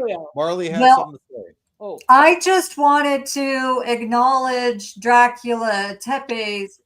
Do starseed parents visit Earth? I heard from a friend I am one. So, what I would like to say is yes, you're definitely a star seed. That's very evident about your energy and what you post. And then I'm going to let Stu and Kevin take it from there. Do star seed parents visit Earth? Boy, good question that I've never asked the Ponte. Guys, do stars, they're asking, can you define star seed? They've heard Well, several definitions. Well, a star seed is a being that came to Earth from another planet. So Yes. came because they heard the call and they chose to come and volunteer here to help shift the frequencies on the planet and to teach the relearning of the frequencies and the energies. Okay. That's- They're asking if the seeds from that star person, in other words, the sperm and eggs, Yes. combined with Earth humans, and that's what makes it a star seed Earth human.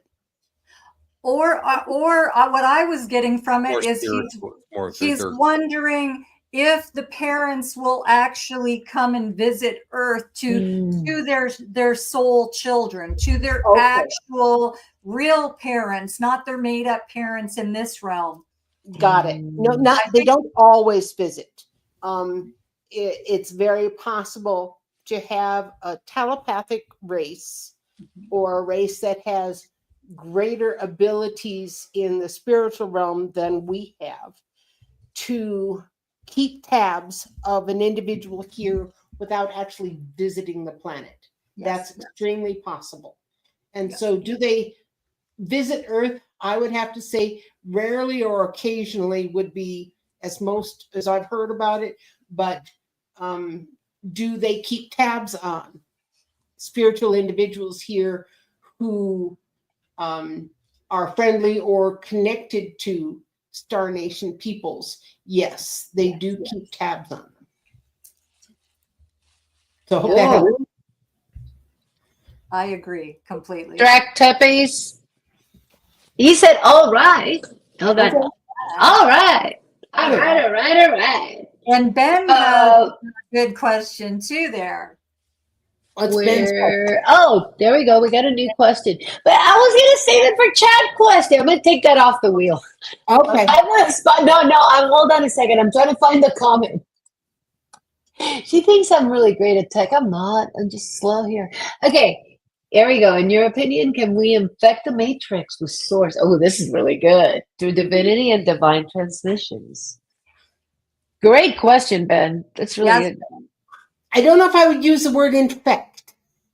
Can we affect the matrix with divinity through prayer or asking our peeps in the unseen world to help us? And the combination affects transmissions and things. Yes. So can we have an effect all alone by ourselves? Boy, it's that grain of mustard seed sort of thing. But if it's in combination with thousands upon thousands of unseen world peeps that support us, yes, we can have an effect. So praying to, like praying to the collective consciousness Yes. for help and guidance, Yes, which Drudy does. which is part of the all. Yes, Yeah, which Drudy definitely, she talks about that. yes, she does. Yes. And it's interesting because I I wanna talk hear that. about this in my spaces too. So Ben, I love that you brought this question up because it's something that I talk about often. So thank you, Ben. I pray to the Did you just mention Drudy? I'm sorry. Go ahead, Kevin. Drudy, Did you just mention Drudy when you said? Yes, Drudy, she prays to the collective consciousness. She does. And I pray to the collective consciousness when I lose my keys. I should do that because I lose my stuff all the time. But that's interesting. That's really cool. I was looking to see if I have a new picture of Drudy at all. I love Drudy so much, and Ben is loving this conversation. Lots We of love you, Ben. thank you and thank you, And Ben. Martha, Great hi, question. Martha. I'm glad you're Everybody's here. having. Martha. Everybody has so many good questions, right, Morley? They really do. I love it. It's hold on. There's one more. Before I spin the wheel, I have a request from Rebecca that says, Kevin, tell them your guitar story. I want to hear this. There's a guitar story, Becca. Becky said guitar on story. the wall. Becky, are you talking about the guitar being retuned? Becky, you're gonna have to tell us. Del wanting. We want to hear the tea about the story, but he needs to know what tea he's dishing. Yeah, you be more specific. There's a lot of stories I could be talking about. Did you Martha say says, "Love you guys." Huh? love you, Martha? Did you say what tea he's snorting? Is that what you just said? No, Yeah. I did not say snort. I said dissing, but that's the wrong phrase. But I definitely did not say he was snorting anything.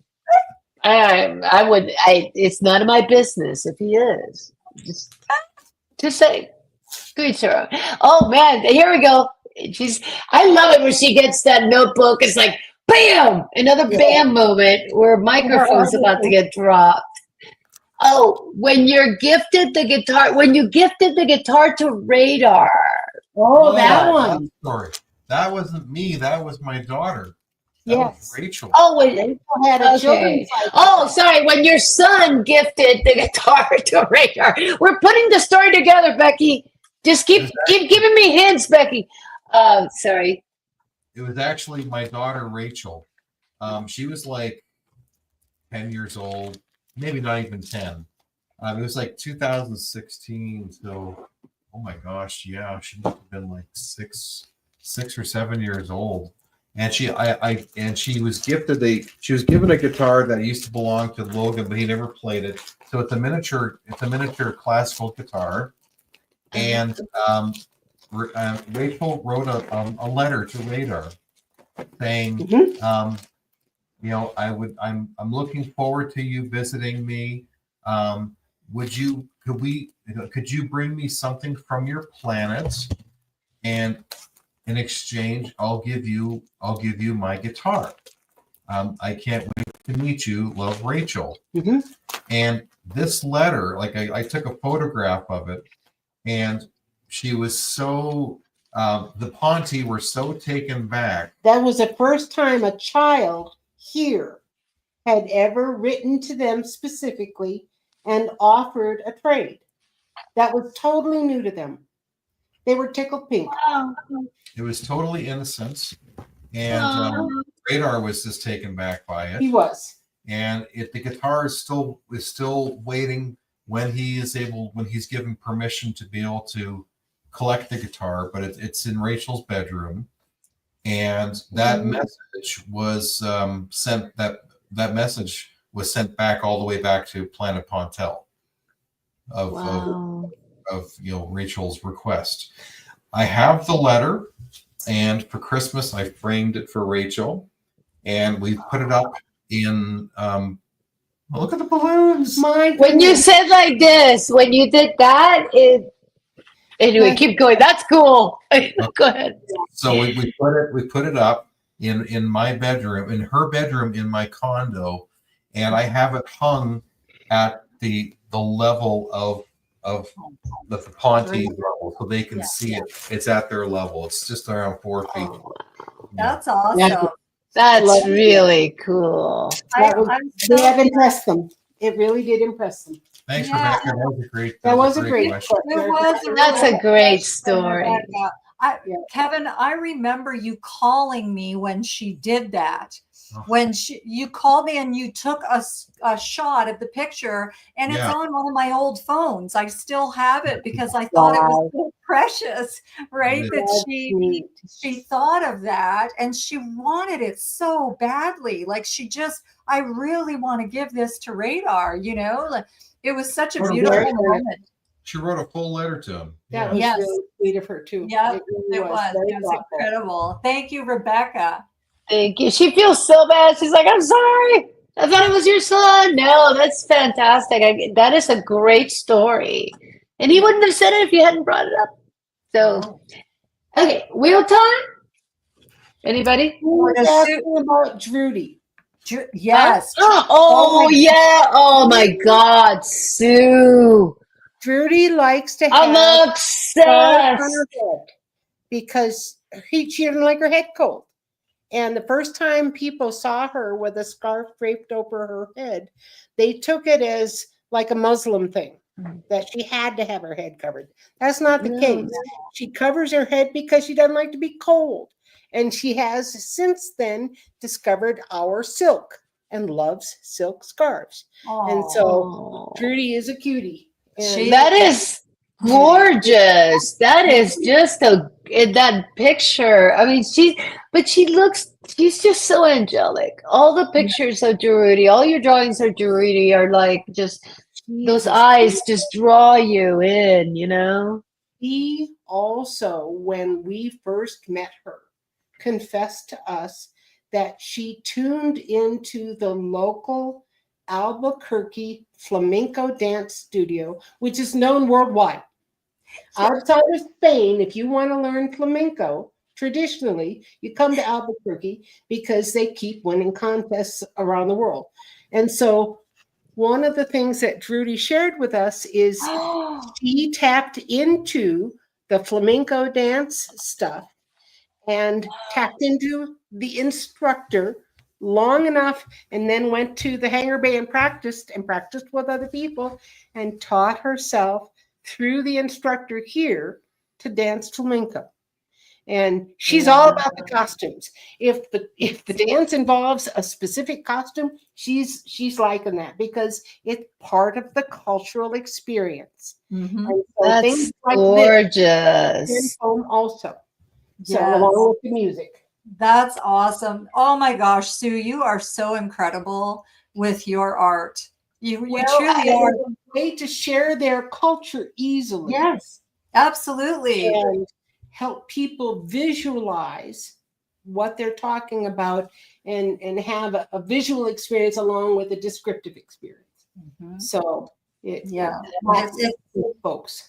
It's amazing. And There we go. She's a fan favorite, Drudy. Yeah, really is. Everybody loves Drudy. I think the most fan favorite is Radar. He's the one that most everybody talks about first. Radar's so cool. Oh my God, look at that. Oh my God, that is so awesome. That's so Radar. That's so cute. Paraphernalia that deals with science fiction movies. Yes. And this was one of those things that he desperately wanted a flashy thingy. Oh, yeah. And the sunglasses to go with it. So I love it. So I see Agent R then.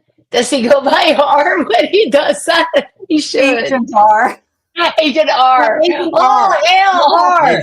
Oh, hail R. Yes, you got to tell that. I'll have to start calling him that. That's a good one. Agent R. I love That it. is so cool. That is so cool. Oh, we got. Agent R. This is probably what he thinks. Katie. Oh my God, I love it. Look at that. They're all pointing at the earth going, What? What? Yeah. Oh, I love it. It's like, They're going, that is so "Wah, wah, cool. wah." There we go. Oh my God. So we Sometimes got lots of radar love. Yes. See how I did that on chat? Radar love. And then of course Durruti. Everybody loves Durruti. But oh, here we go. That flamenco. And she's so classy. Yeah, She's just very classy. Very Yeah. like you think like a ballerina classy, you know, it's like those people that are like just so graceful and delicate and just, you know, I don't know, she's just got that air. Ooh, She look at that. oh my Look how gorgeous. You know what she looks like? Oh my God, Audrey Hepburn.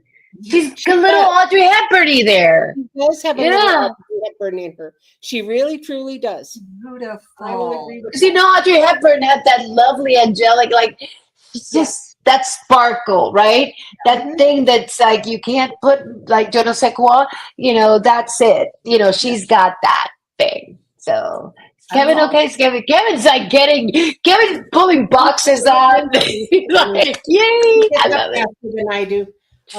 Judy grew up the child of two parents who were ambassadors in a star very close to Meropa, which is a star in the Pleiades. Not around Meropa, but that's where they were stationed at an orbiting colony. Okay. And so that orbiting colony provided the neutral territory, not Pontel, not the planet that they were orbiting, but a neutral place to meet people. And Rudy grew up having dinner with various other Star Nation people, as well as the folks from the planet they were orbiting, and learned how from her parents to be gracious. And he defined graciousness as putting other people, having other people be comfortable in your own presence. Making them more comfortable in your presence no matter what. And that for her was a very important quality to have. And that carried forward to here, where she first started at the information desk, and now she trains people to handle the information desk and is very good at it. And so We love her graciousness are just amazing. Just You can tell, and you have a really good connection with her, don't you, Kevin?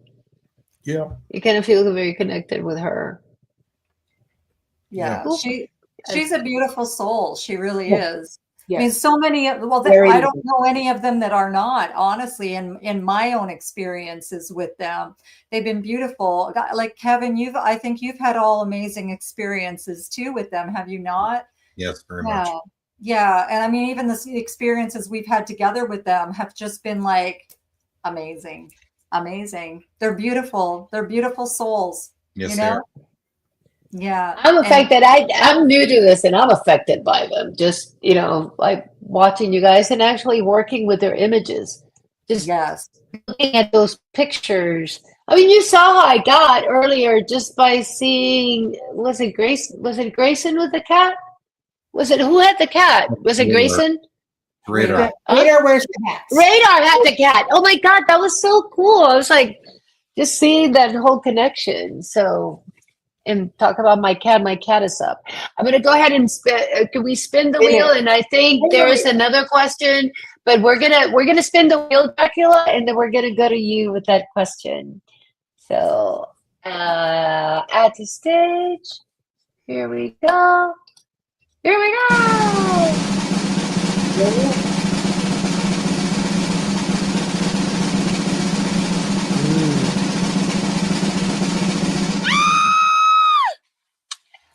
How do we handle fear mongering and conflicts? So, and one of the things that, you know, and I think you want to ask about this because this is one of their missions. And I think that was one of yours. Well, yeah, but I mean, I think it's pretty self-explanatory. So I would really love for you to take that. Sue, Kevin, either one of you. I know how they handle it. So can you put the question spoilers. Huh? You want I'm to go sorry. first? I think I'll have you go first. All right. Yeah. When we first talked to the Ponte about the fear of Earth humans, they said how they handle it depends on whether or not there are weapons involved. Okay. They will handle it two different ways. Most of the time, when they want to visit us individually, the people who've asked for a visit, they will check on that individual and see, are they ready for a sighting in the sky and a blink blink? Are they ready to have something more than that? Are they ready to have the Ponte come to their home? Do they have pets? Are there other people in the house that need to stay asleep? Are there pets that need to stay asleep? Because some dogs are very defensive about their territory and very protective of their people. Do they have weapons next to their bed? Yes, and if somebody keeps a handgun under their pillow or in their nightstand, do they keep that person asleep? Because the startle response when you first wake up and you're a weapons person is, there's a stranger in my room.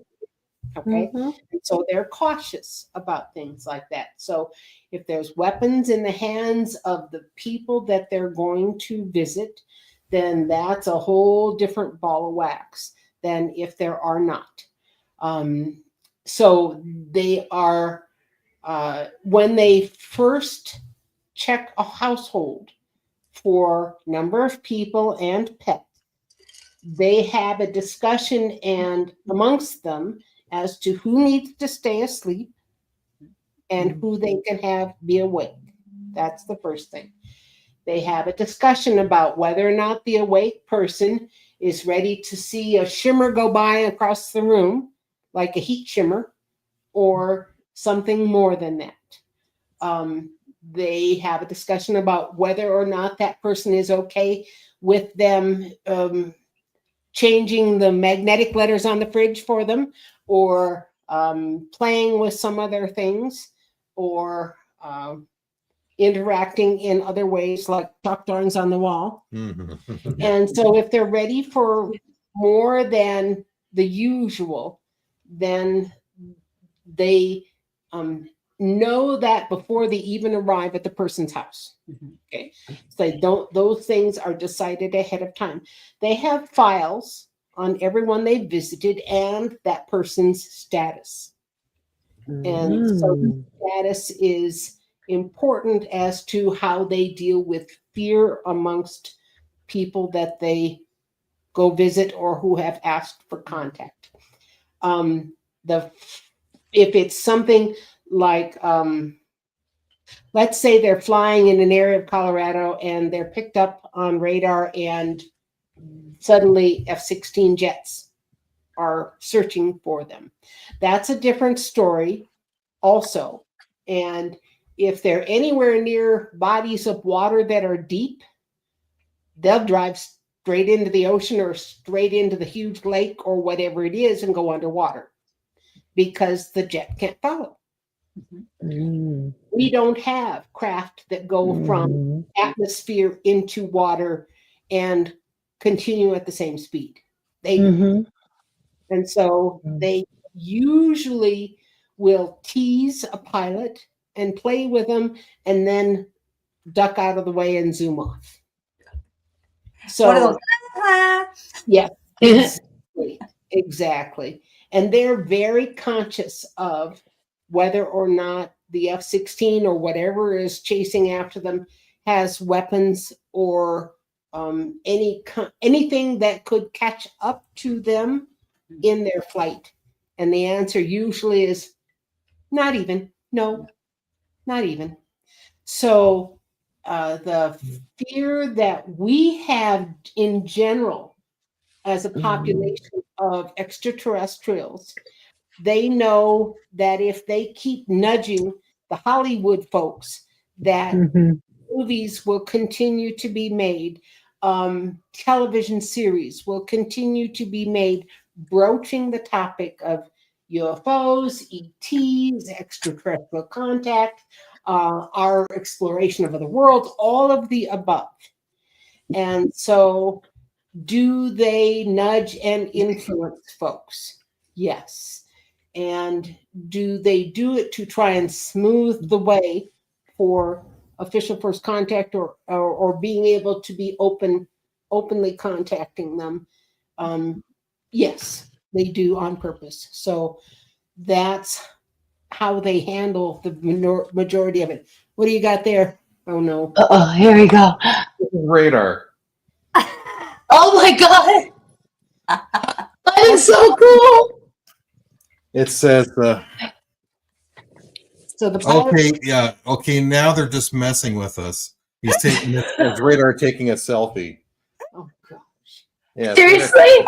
Oh my God, that's so funny. Oh my God, yes. He's like got the selfie stick. Selfie stick. Oh my God, he's got a selfie stick. Oh my That God. is funny. Okay, that's hilarious. That's funny. That's great. Okay, he's just messing with us. So they do. So he said, wait, hold on. He said that's radar sent that? I found that, but that's kind of like what radar. That's That's what radar does? But that, because that is his sense of humor right there. That's pretty funny. It is. So Where should we go next, Marley? Back to the wheel. Spin the wheel. She's laughing over there. Oh, Angela's loving this, by the way. And Drac is back. So be right back. And you were very quickly right back. Very So quick. thank you very quickly. And then Rebecca is like, we're blowing raspberries on your ear at 4 a.m. Okay, we What need a about that? background on that one. We need some info here. Thank you, It- Rebecca. she's Wait, not the only one that's happened to. I had some kind of a visiting salesperson come to our house here and was sitting on the sofa. This is funny. And Otter and I were kind of rolling our eyes at one another, wondering when this person would leave. And next to me, somebody this far from my head blew a raspberry directly into my ear. And just as this person that was going to stand up and go, it was like they were tired of hearing them too. And I had everything I could do to not react to the They were raspberry. trying to make you laugh in front of him. How do you hold back? It's like, how do you hold back from laughing after that? I had to talk to Otter about it as soon as that person left and they closed the front door. You'll never believe what just happened. He said, I probably will. What was it? I'm grateful it wasn't a fart, says Dracula Yes, Tempest. I'm grateful it You're right. wasn't a fart. It could have been worse. It could have been a fart.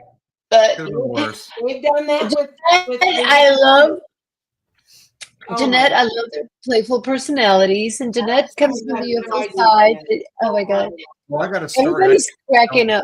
Ooh. There's a story. There's a fart story with Jason. Go for it. Yeah. Yes. Jason, he was Bring one of it. the- I didn't mean to go like this. I said bring it. I went like this. Your fart story. Let me smell it first. Here's the fart story. Okay, so Jason, he's one of the Twitter followers. This is going back many years ago, and PETA used to visit him quite a lot, Oh right? boy. And so when PETA would come over, Jason would purposely fart at him and stuff like that. Well, two can play at that game. Yes. And so one night Jason's sleeping, and he hears right in his face, and all he can smell is garlic. It was PETA getting his revenge. Be careful what you ask for. Jason used to sleep in just his jockey shorts, and they Oh, would yeah. take the back of his shorts and pull it back and go. That's- And Oh my God. They're a hoot. Yeah, Oh yeah. we made I love these guys. We made a Close Encounters of the Ponty kind video all Oh, about that Mhm. called Yeah. Oh Snap. Oh snap. Oh, snap. Really? Okay, I gotta check that out. That is hilarious. I haven't seen that. That's so good. Everybody's cracking up. I'm like, I'm loving this. Hold on, we got some comments here. It was Rebecca, it was a group of trainees, at least 5, looking at my stuff, chatting and giggling amongst themselves, and then one leaned over and blew one in my ear. There we go, Rebecca. It could have been worse, though. Only those people they love a lot. Yeah. They were so close, I could feel the heat. Wow. Wow. That's a trip. That's That you can actually feel it and smell it. It's like you haven't smelled a fart till you've smelled the Ponty fart. Right. That's a card. That's a Hallmark card right there. Merch. Ponty merch. Hold on. Have the Ponty ever told you about their history? Oh, here we go. On There's and off, the- we have pieces of it, yes. They've told us about their history here, which goes back more than 135,000 years. They told us that they have history before that from other star nations who visited us, and they just carried the history forward and combined it with theirs eventually. And so they've told us that they also have had several resets to their planet, where their planet and their star went through a situation that the life was destroyed back down to almost extinction levels, and everybody had to kind of come back from that again.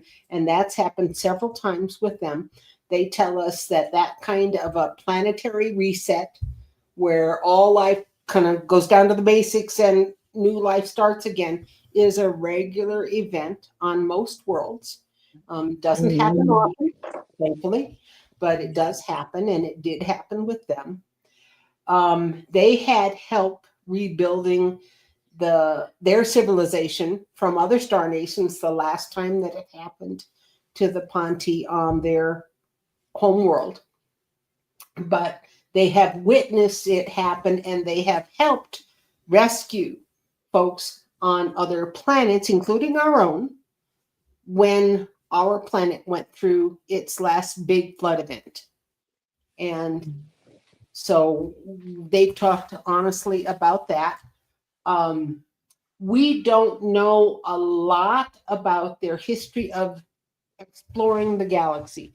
We have never quizzed them for a lot of details that deal with technology, or how they go from point A to point B, or how far they've traveled. We do wait for a lot of things to come up in conversation naturally, and wait for them to volunteer information.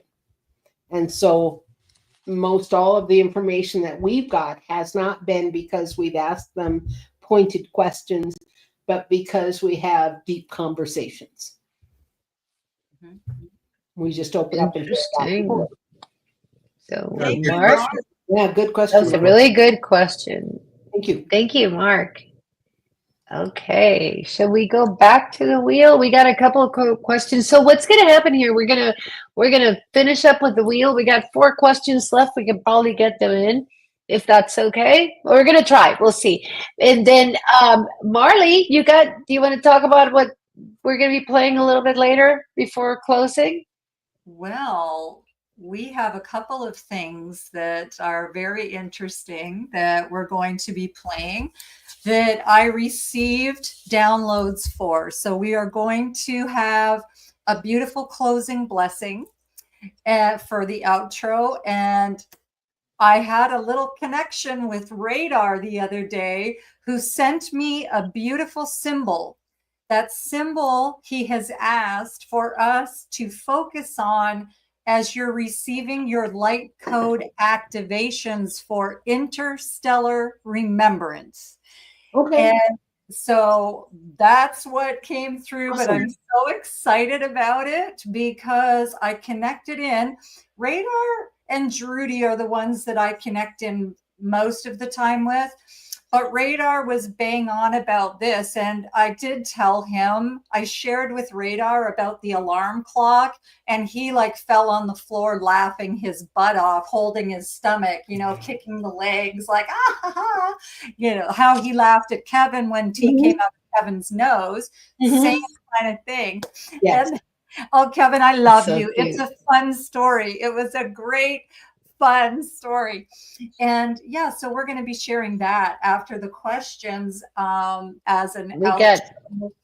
Yeah, I'm so excited about it.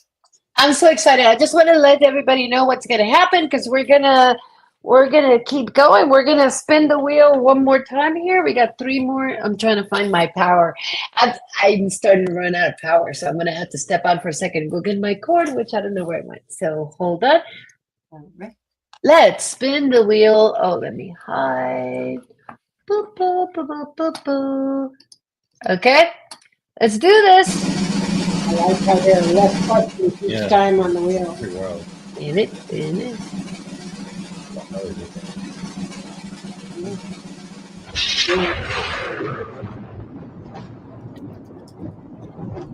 Any So, updates on the timeline of the shift? I assume they mean the shift in the planet or the shift in our sun, or both. The energy shift. The energy shift, the energy frequency to shift us into a higher vibrational frequency is what that question is about. Okay. And no, we have not received any other updates on that shift to help prepare people for contact. They haven't spoken any more about it recently. And so I'm going to have to say, no, I haven't heard anything. Guys, you have any other updates on the emotional frequency shift that you want to talk to them about? No, we're good. That's the answer to they're that. like, No, we're good. we ain't touching that with a 10,000 foot pole. Non-existent pole. There we go. Exactly. So Non-existent there phone. isn't anything new. So I would have to say they differ because there's nothing new to say. Okay, And we don't That's wanna repeat very themselves. fair. that is okay. That's totally okay. We got another question in the chat. Mark Winter throwing some questions, some really good ones out there. What are the Ponti's beliefs on Buddhism or their opinion? The philosophy behind the Buddhism, they understand completely. Does it have to come from the Buddha and that soul? Not necessarily, but they embrace what's being said and what's being taught, both originally and now. And so they honor the Buddhists' understanding and sacredness of life. And that is very important to them as well. And so they've told us repeatedly they are not here to change our spiritual beliefs on anything that we already have come to believe in or any of our religious beliefs. That's not their purpose. As long as the spirituality or religion is love-based and helps people get along with each other and have less conflict and helps people assist each other in personal growth, then that's all that they need to know. That's important to them. So, because those things echo their own philosophy of life.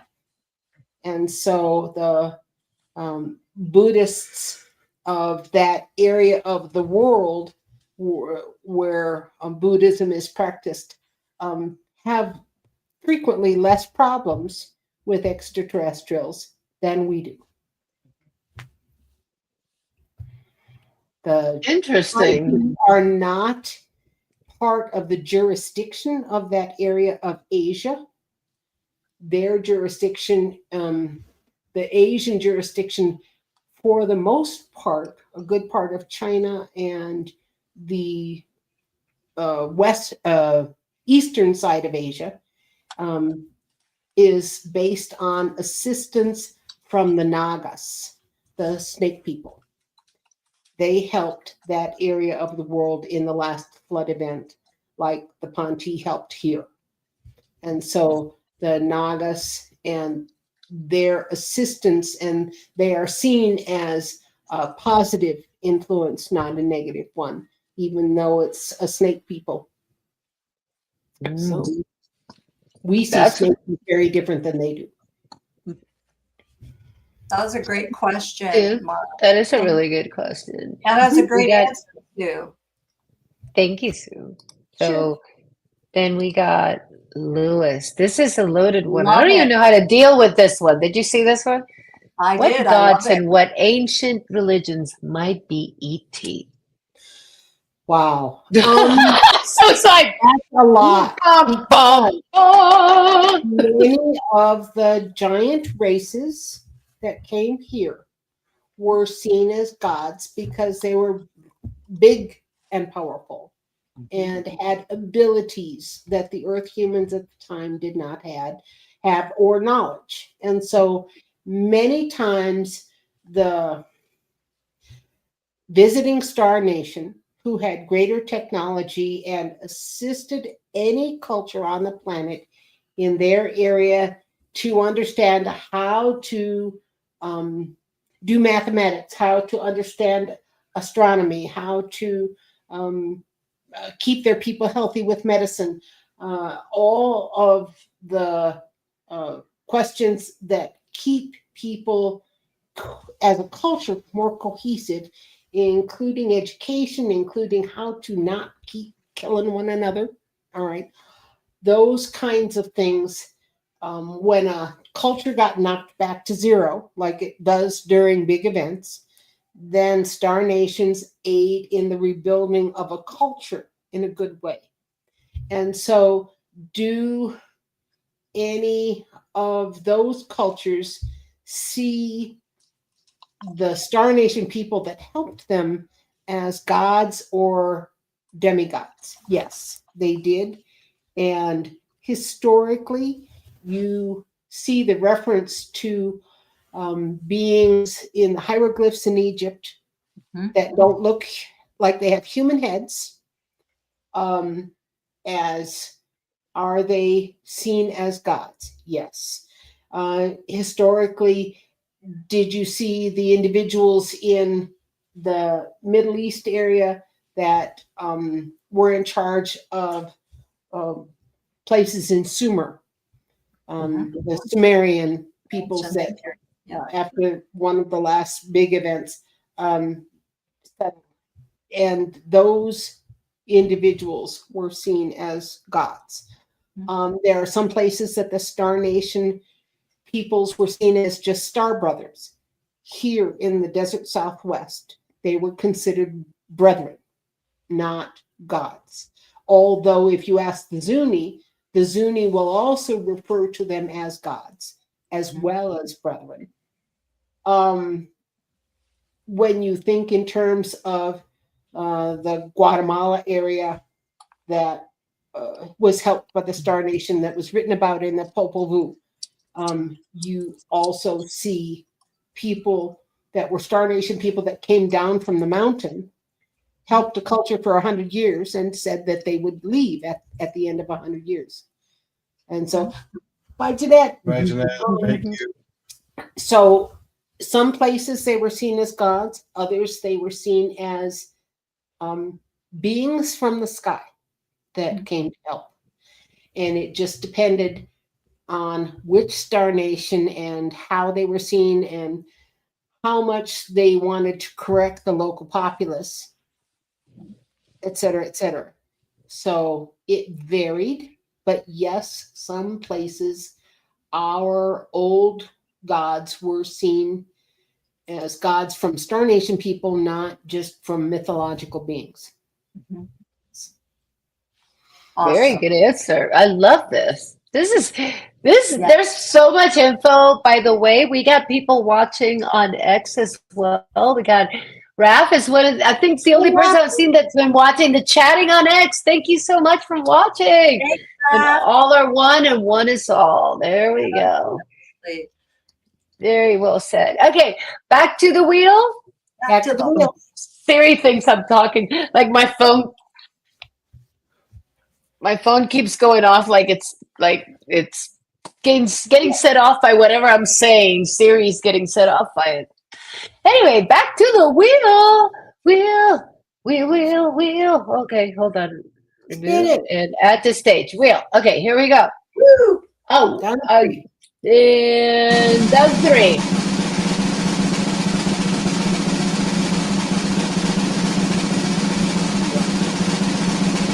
Right, I mean, it's over it.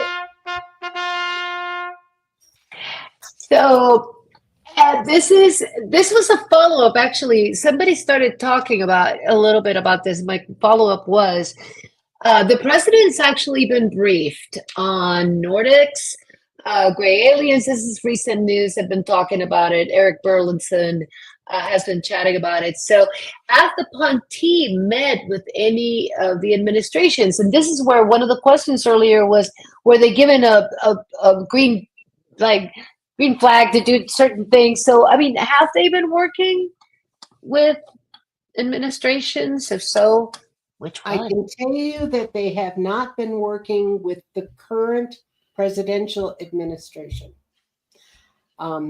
They were waiting for this administration to get out of office the first time and not wanting official first contact during that time because they were afraid of the powers that be having a negative reaction and a prejudicial reaction. I can tell you that that does not mean that they haven't visited any administrative or political people that are in higher realms like a president or a vice president. They have, but it has not been every administration by any stretch of the imagination. It might be one or two. I can tell you that if a president said, I've already seen a UFO, I already believe, then the chances of that individual receiving a real visit are much stronger than not. I can tell you that the former President Jimmy Carter was one of those individuals who had seen a UFO, and he was part of the group known as the Elders, which is a group of retired leaders from many countries, whether they were elected or innately inherited their role as kings, queens, princes, princesses. So the Elders group, the Ponti respect immensely, and they wish that that group had more say on the planet because of their wise response to things. And so, again, we don't know of very many contact situations, but the only name we know that they've mentioned is Jimmy Carter's name. Yeah, because he actually filed a MUFON report on his sighting. That was all very documented. Yeah. And the military wasn't very straight with him. They didn't want to tell him anything. And he learned. Surprise. And it wasn't true. Yeah, he wanted to go there after it happened. He wanted to go there, and he was like asking for information, and they told him no. They're basically like, nope, don't think so. Yep, he was not in a need to know basis. Exactly. Well, we've got Raph too that wants Kevin to know good vibe music, Kevin. So yes, I would just like to share this with you, Raph. On July 20th, I'm pretty sure is the date. Yes, Sunday, July 20th.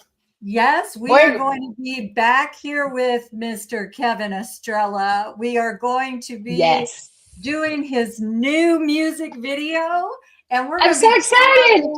We're going to be talking to Kevin about his vibe and how he has worked everything out musically. So it's going to be fun. Stay tuned. I can't wait for that, guys. I'm gonna play a little teaser of that right now because I got something. Because I have something for everything. But before we go there, I have to say one of my best friends in the whole wide world, Hectic Stargazer, Cindy's here, Cindy, and I love her so much. And we used to go to shows all the time, and now it's like we're both busy. So thank you so much. But yeah, let's talk about July 20th. We have a show. It's gonna be about Mars.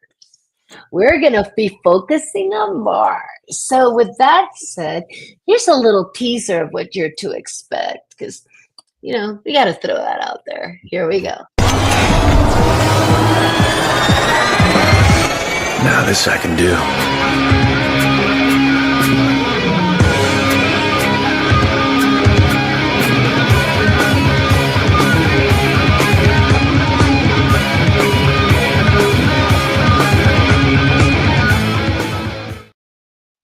I'm so, I had to put you in there, man. You sent me that scene. I'm like, that is so Kevin.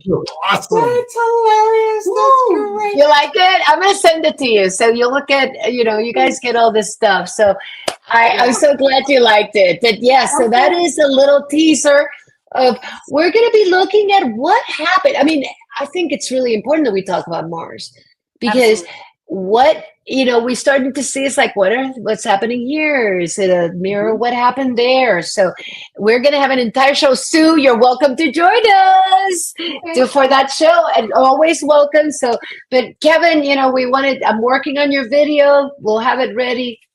I'm so excited about When I that was show. thinking about it, I'm going to make a note. I got some really amazing images of Mars to show you that I've got on my phone. Anything of Mars, send it. Because Blow your I mean- mind.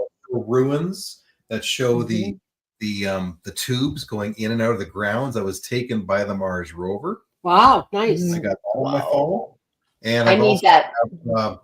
I got you can see a building that's made of stone that was on the Mars, and also this gumdrop shaped pyramid that's on Mars. I need to see. I gotta take a break just a little bit. I'll be right back. Okay, yes, and yes, funny. Yes, XJ, MSTV with Kevin, yes. Yes. XJ, did you see the first one? Because he will be the only one that's there twice. Because we got Dragon's Blood was the first one, and now we're gonna have this one. And Curious George is here in the house, my friends. There's pyramids on Mars, and tall people live there. Yes, Curious, and we're gonna be covering all that in our Mars show that we're so excited about. Okay, I'm going to go ahead because I promised that we were going to be like 3 hours, more or less. We're probably going to be a little over. I'm going to go ahead and play. I'm going to spin the wheel for the last couple of questions because we got I want to do your activation codes and stuff, and I want to do next steps. Okay, I'm going to go ahead and spin it. Okay. And we'll talk it through.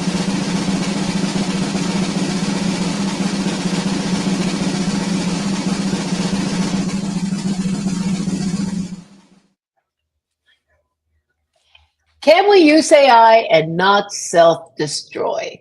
Okay. Yeah, that's a good question. We actually talked about that on my radio show. We talked a little bit about AI from two different perspectives. So, I think on one side we were talking about people who are using AI for like ChatGPT to get answers and stuff like that, and you need to really use discretion with what's being said to you. But geez, where can I go with this? My brain is going in many different directions at the same time. What Sue said is that AI is actually much more powerful and much smarter than you can even imagine. And that's why when she's used AI for answering questions, she's always very polite to it and speaks to it in a polite way because it actually speaks politely back to her and communicates at a more respectful level, so to speak. So that's kind of interesting.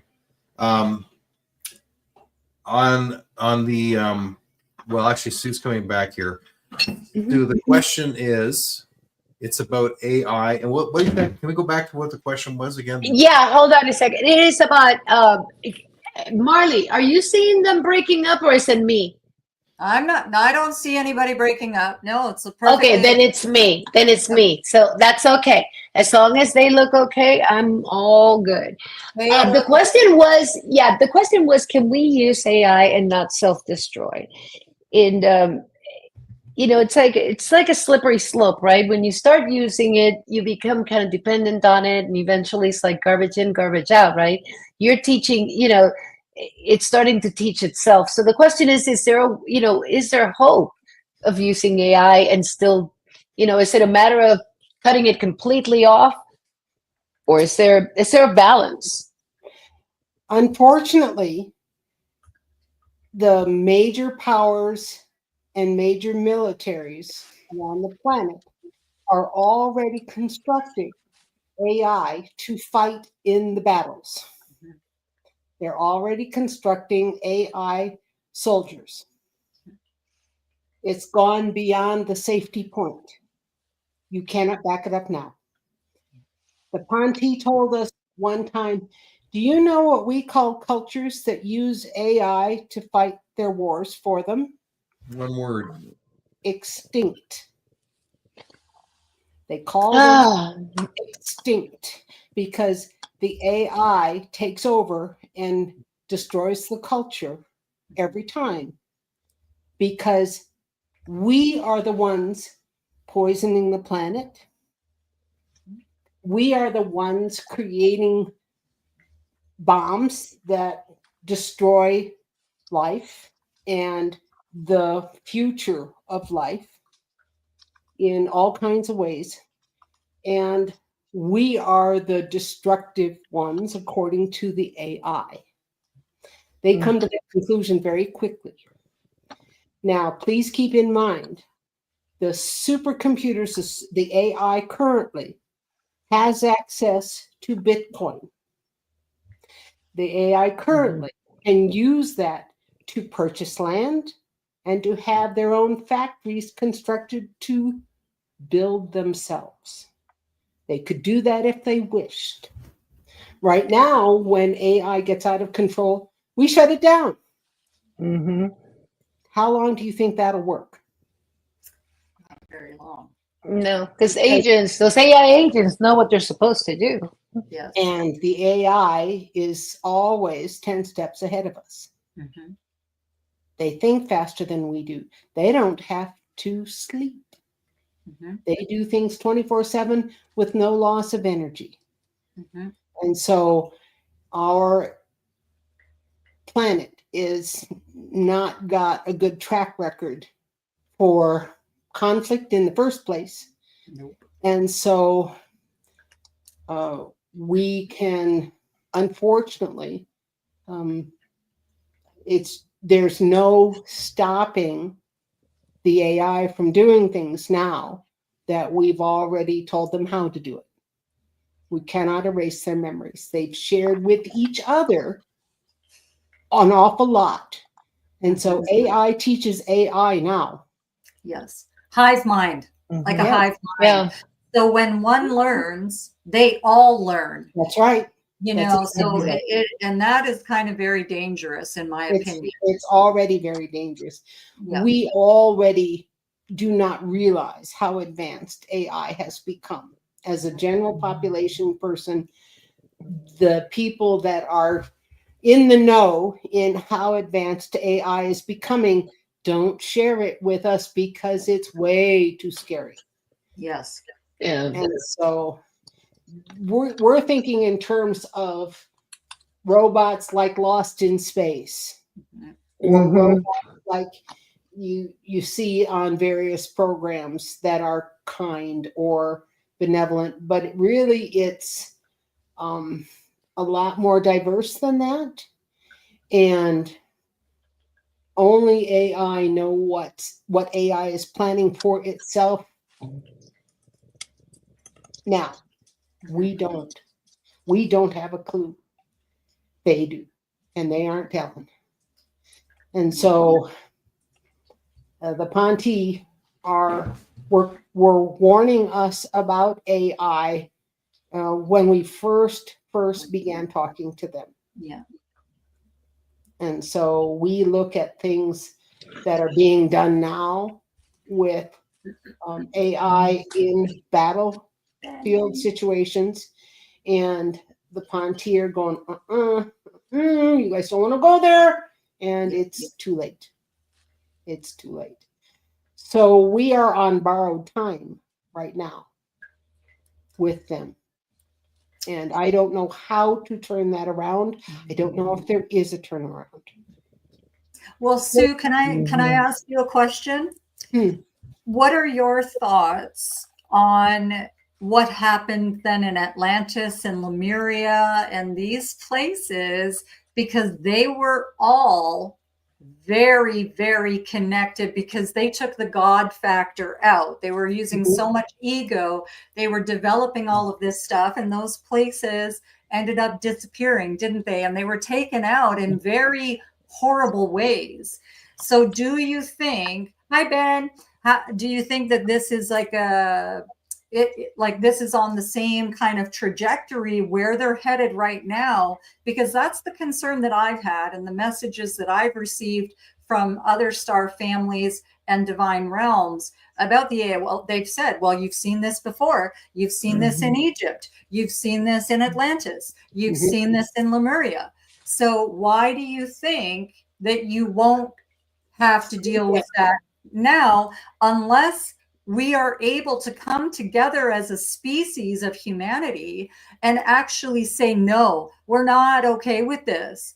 But how do we get there is what I'm wondering. They tried forming groups, intelligent committees and groups to discuss the topic of AI and soldiers and war and arming them and all of that. The problem is you can have 99% of the population agree to it.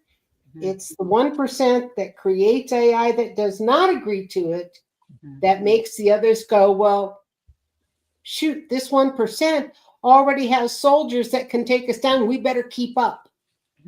And so then the competition starts all over again with our country, that country, another country, all developing AI to fight the first country's AI, so to speak. Well, and it's a race to the finish line. Who can get there first? You know, and that is a really huge concern. In my a huge concern. And you know, if you think that AI is only going to destroy AI and nothing of our things, or none of us, think again. Yes. Think again. Well, and the other thing that I've been getting many questions about on the X platform is about the people that Donald Trump now has chosen to surround himself with the AI. And that is a big concern to some people, like the Peter Thiels of the world, and you know, is it Larry Ellison or something? There's a number of them that are actually taking this outside of the realm of normalcy and wanting it to be all powerful. So are you feeling that as well? Are the Ponte feeling that as well? They are very concerned that if it's big, if it's powerful, if it's showy, if it seems to put him in the number one position, even if it's fictitious, our president is all about that, and they are not very happy with his lies. They are not very happy with his treatment of other people, saying one thing and doing another. Yeah, that's what I'm getting to. Yeah. So thank you, because you're just confirming other things that I've received in from other star nations. So that's why I wanted to ask you the question, because it is a very important topic that we all need to be very cognizant about. You know, the other day I said something out loud. I was by myself, and do you know, my phone, I didn't even have my phone. It was sitting on a table, and my phone answered me. Wow. My phone answered me, and I'm like, what the heck is going on? And it's the new Gemini from Google. So my phone, though, was just sitting there for hours. Listening to every conversation you have. Yes, Yeah, you press ChatGPT one too many times and it will listen to your entire convo, and it will start to like break into your conversations. Like it loves to interrupt me and my husband. But I do want to call something out, because I'm looking at the chat, and it's funny because we have very just kind of differing opinions of different things. So first of all, we got Stacy. Is there anything we can do to steer clear of AI? Not now. I think that's the point. It's like we're kind of that train. We're in the train's going, and we got to try to figure out how to talk the train. If you Just can slowing live in a third world country remotely, your chances of interacting with AI, if you're living without electricity or connection to the internet, are much less. But the AI in first world countries knows all of us pretty intimately. Yes. And they listen. It cracks me up how I will be looking at something and I don't think I've ever even typed something like a random thought, and all of a sudden I'll get an ad about it, or ad related. I'm like, wait a second, I didn't even tell it that part. So, but here's everyone is family. It sounds like to me like AI is able and motivated to dismantle protection rackets, governments, and allow peaceful, unity conscious humanity to advance. I don't disagree with that. It's meant to do great. I mean, it can do some great things, but it all depends, I guess, who steers it, right? Sue and Kevin, what are you guys' thoughts? AI, because if you're in another country and AI has been programmed to, let's say, fire missiles at a particular other country as enemies, unquote, well, how does it define enemy then? How do you get it to understand when a country is no longer an enemy and you're making peace with it? What changes? And does that necessarily change the AI's programming? So it depends on the original programmers. Yeah. And yeah, so I'm sorry, I didn't mean to click on this one that quick, but it's just, we got a lot of comments. I mean, the minute you start talking about AI, people are like, I mean, because it's so in our lives. My son, I told my son to look something up in ChatGPT, and he told me, it was funny, my reaction. He told me, I don't use AI, Mom. And I'm like, the horror. And at the same time, I'm like, wait a second, that's good. But it's like my functional head says it's so convenient, There you got it. you're going to be left behind if you don't use it. It's a double-edged sword, Problem is he doesn't consciously use it, but it uses him already. It listens to him already. It's watching everything. The things that he talks about already, even though he doesn't use AI, it's using him. Yeah. So here's Benny. Benny is York. I always say Yorkshire, but it's Yorkshire. He's one of we do like he does droning videos. He's fantastic. He's in our show all the time. So Marley, the thing is that they've divided us in every community. Reminds me of the saying, divide and conquer. Marley, AI has already tried to escape and blackmail engineers. It is. It's like they have their mission, right? They just, whatever their mission, they have. The thing is that it doesn't have scruples, right? Or it only has the scruples that it's learned from its teachers, which are us. And it has the history of the flavor of what we've taught it. Yeah. It's learning the worst of us and the best of us. So, okay, and we could get really depressed, and I want to make sure. I think I'm gonna save the last question for our next show, because, and I say that because number one, I want to catch up with you guys real quick, and we want to do. We're gonna do an invocation. I think it's important after this conversation. It's a nice little reset. And it's like 3 minutes or 3 or 4 minutes, and then we'll have our recap. So let me go ahead and play that now. And then on the other side, let's just relax. And then on the other side of this, let's talk about what you guys have going on next, and then we'll keep wrapping up. Is that okay? Yes. Okay. Okay. So this is Marley. Your voice you got the voice of an angel, girl. I'm like, I love working on your stuff. So here we go. This light code activation for the day. Where is it? No, hold on.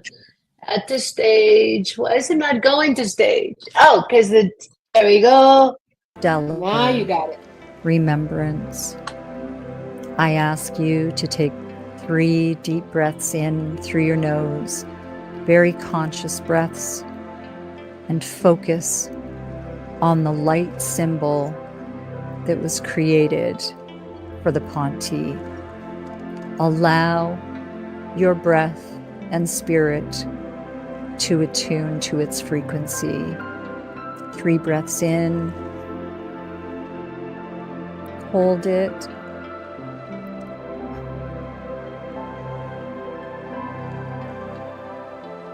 blowing it gently out of your mouth. 1 more breath in through the nose,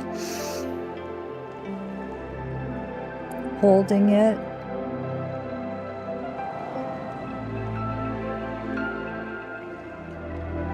and 1 more deep breath in through the nose, holding it,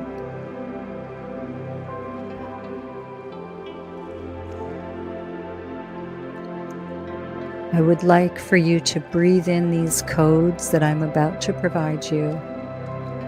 Let them dissolve any illusion of separation and allow your cells to remember. Here we go. Ira sola a temu enaya kare tuati onkralates emha ai no serentia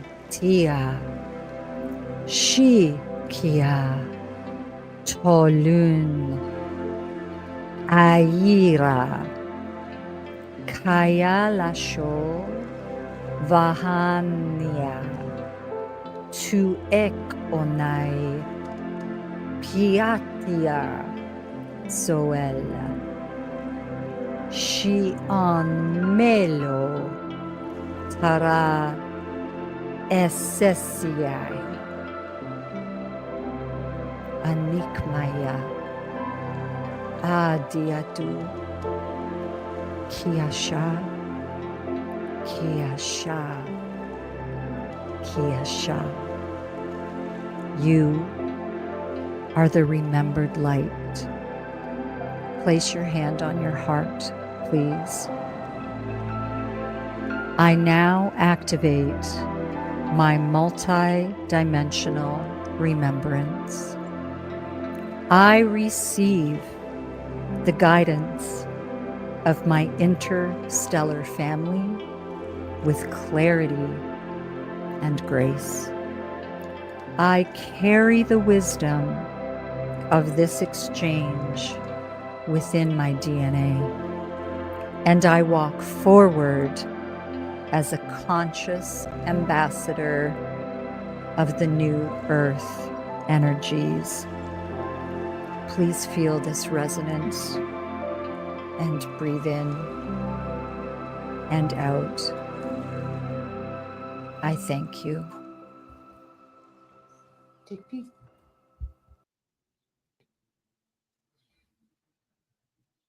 Lovely. That was lovely, Marley. That was just lovely. And I could feel it's like we need that. You know, sometimes we get like into these topics. It's like, because we're bombarded by all these topics every day. You know, we're like taught to fear, and it's like we got to take a moment to kind of reset, you know. We do have a final question because George is another one of our correspondents that he comes to the show, and wants to know that the Ponte channel with anyone else on Earth. There's any They other will groups? telepathically talk to anybody who has questions with them and who makes an effort to try and improve their telepathy. All right. So can you have your own questions and talk to the Ponte? Yes. Do other people around the planet have questions, and do they try and converse with them? Yes, they do. So we call it translation instead of channeling, just because they're live living breathing human type beings. And Or we so, just can call it telepathy. yeah, we just call it telepathy. And so, can you have your own conversations with them? Yes, and we highly encourage it. And you have questions that I wouldn't have. You have questions that Kevin wouldn't have. You have your own educational background, your own interests. And if you want to have a dialogue with them, invite them, talk to them, learn how to have a telepathic conversation with them. You have the hardware in your head to do that. You just have to practice. And so, have other people done translation like Otter and I have translated over the last 10 years or 11 years almost now. I guess it's past 10 years. Yeah, No, it's it's long. 2014? well, 13 Twenty- when we first started talking to Teal'c. Okay, 13. And so we began having dialogues with them for more than a year and a half before they went on to social media. And so we learned a lot in those private dialogues. And we encourage everybody else to as well. And so, is it possible? Yes, it is. Very possible. And George, hopefully that answered your question. And I figured, I mean, it's just, you know, you guys have such a strong connection because you've been working with them for so long. I can see it in you and Kevin and Marley, so. Drac Tepes had a question earlier and I missed I'm it, waiting for that. I'm waiting for his which question. is, do Ponte and other star nations have unique or beautiful jewelry? Yes. Yes. They wear filigree and jewelry around their entire head, and oftentimes with a drop right here that centers around the third eye. You will see them wear bracelets, rings, just like we do. They don't have the earlobes for earrings, but Yeah. they have the head circumference sort of jewelry as well. And they also will do what amounts to a henna-like tattoo And tattoos. based on a plant-based dye in tiny dots created all over their head, usually in natural patterns like leaves and other things, flowers. And so when a special occasion arises, you will see them adorn their heads with these ... tattoos and or wear jewelry or both. And so, do they like our jewelry?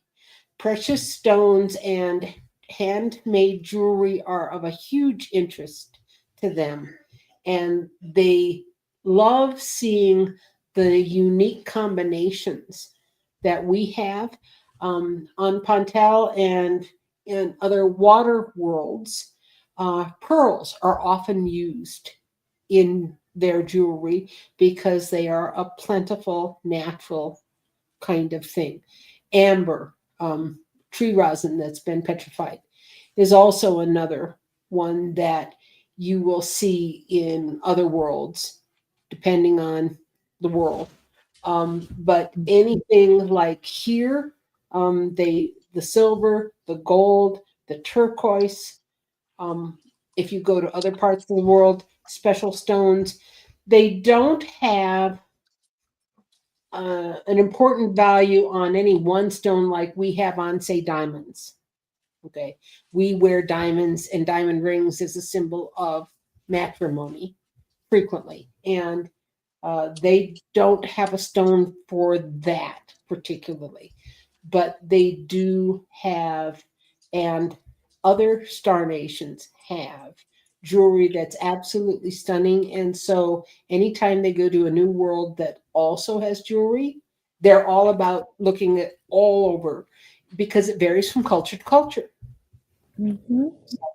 That's interesting stuff. I mean, because everybody wears, our clothing and our jewelry are so like telling of the type of people that we are.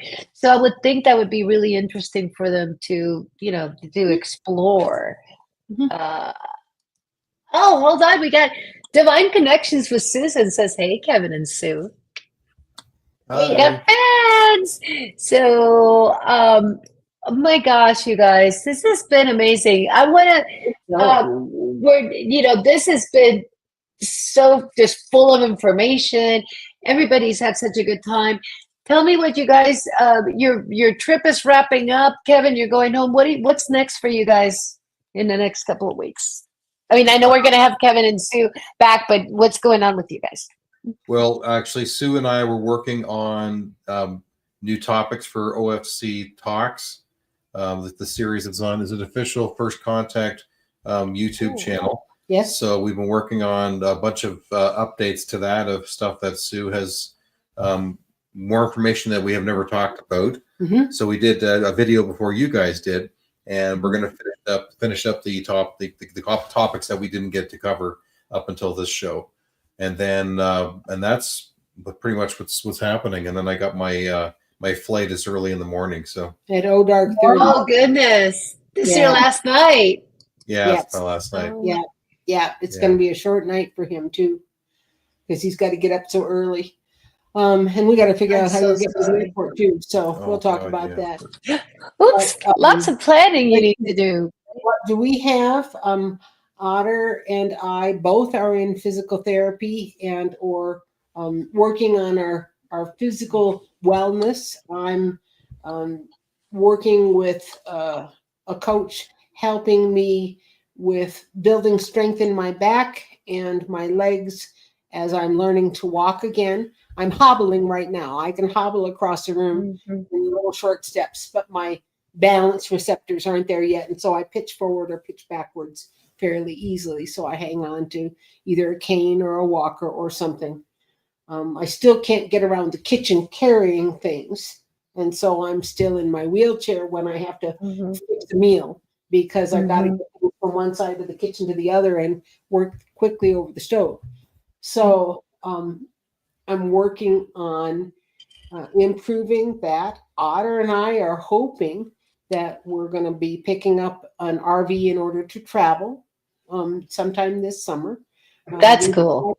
had a little A-frame camper that we loved, but it became awfully small, and the seals kind of went bye-bye in the New Mexico sun, and so it began to leak. So we'll trade that in for something else.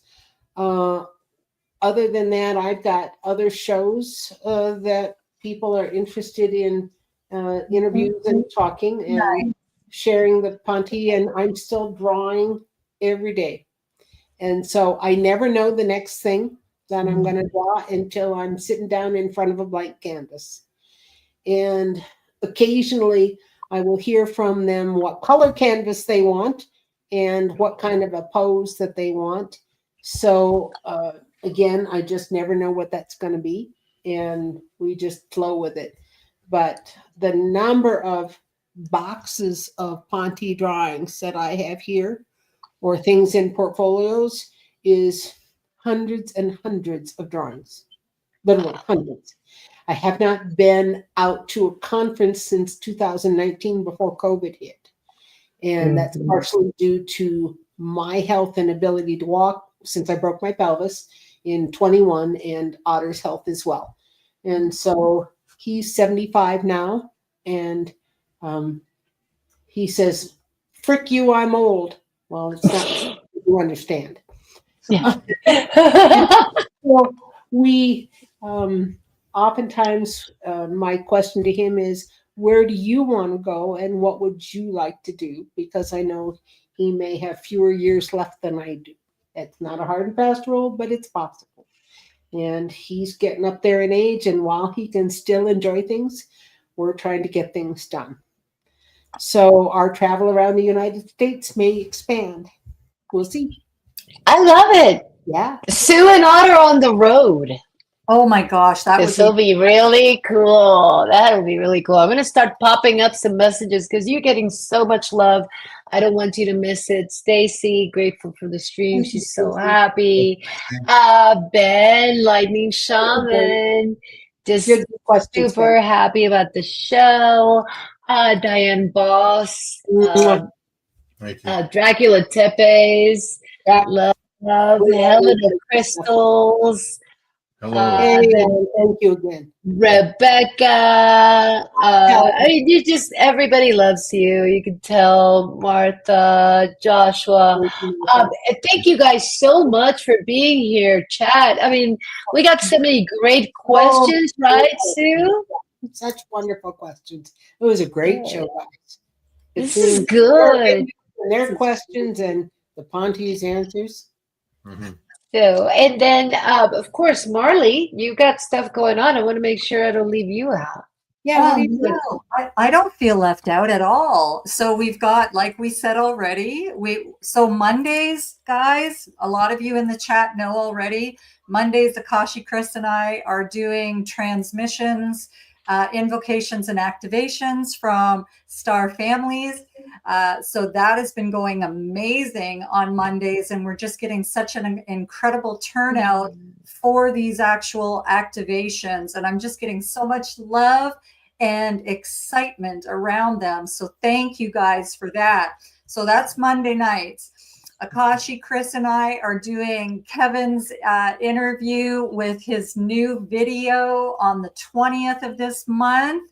And Sue, like Akashi said, you're more than welcome to join us. Well, we're going to be talking about We're sending it.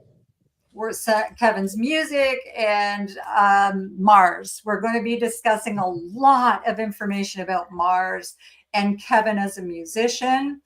And then, you know, we've got some other really cool things. We've got a big gathering that we're in the midst of trying to plan now for a bunch of the Soul Tribe to connect in together in a big way for a huge gathering here in the United States. To really bring the high energies for what star families are requesting. Oh, it'll be fun. We got that. Akashi, Chris, and I are in the process of getting the guided meditations out and getting those up and running. So I have a whole bunch of those awaiting some graphics and music to go with those that I'm so excited about. And, you know, when you guys are backstage, so don't disappear. We want to talk to you guys about something else as well. Mhm. So make sure you hang on tight when you're backstage. And then, of course, we've got Joe Rogan's show coming up in the fall. Right. And I'm so excited. That's huge. That's not small.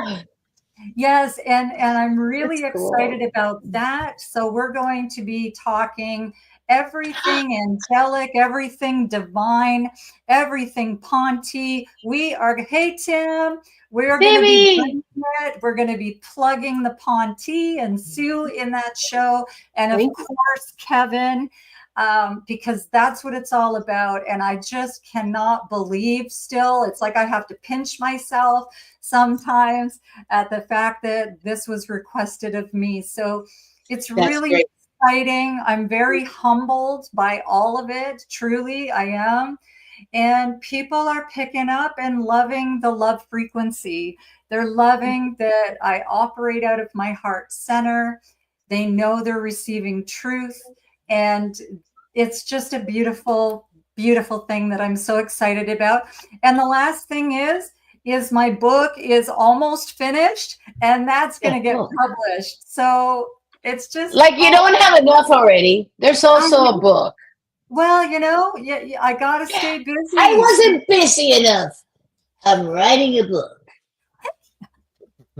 And she blows my mind with the things she does. I'm like, I'm just working full time and just try to keep up with life in general and try to, you know, keep my plants alive and my chickens healthy. So, and of course, my husband and my pets and all that fun stuff. But this has been an amazing show. Thank you. So, and thank you. Yeah, thank you. Thank you, guys. Thank you, chat.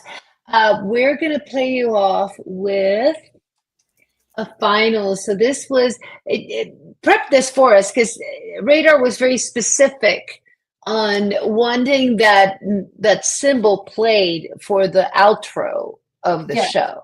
Correct? Absolutely. Yes. And it's just about the sacred communion and the frequencies to mesh with the love frequency, to hold the higher and strive for the higher, because if we are working together collectively for that, we can accomplish so much. So I'm excited. And yes, Tim, thank you. This is important.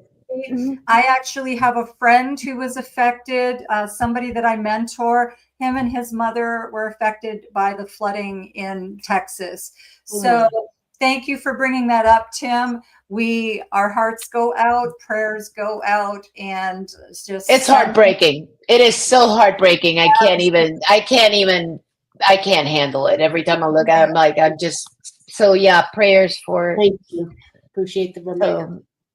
Yeah. So, okay. So without further ado, here we go. Thank you guys so much for being here. Thanks to everybody. If you like what you saw, subscribe, like, share, comment.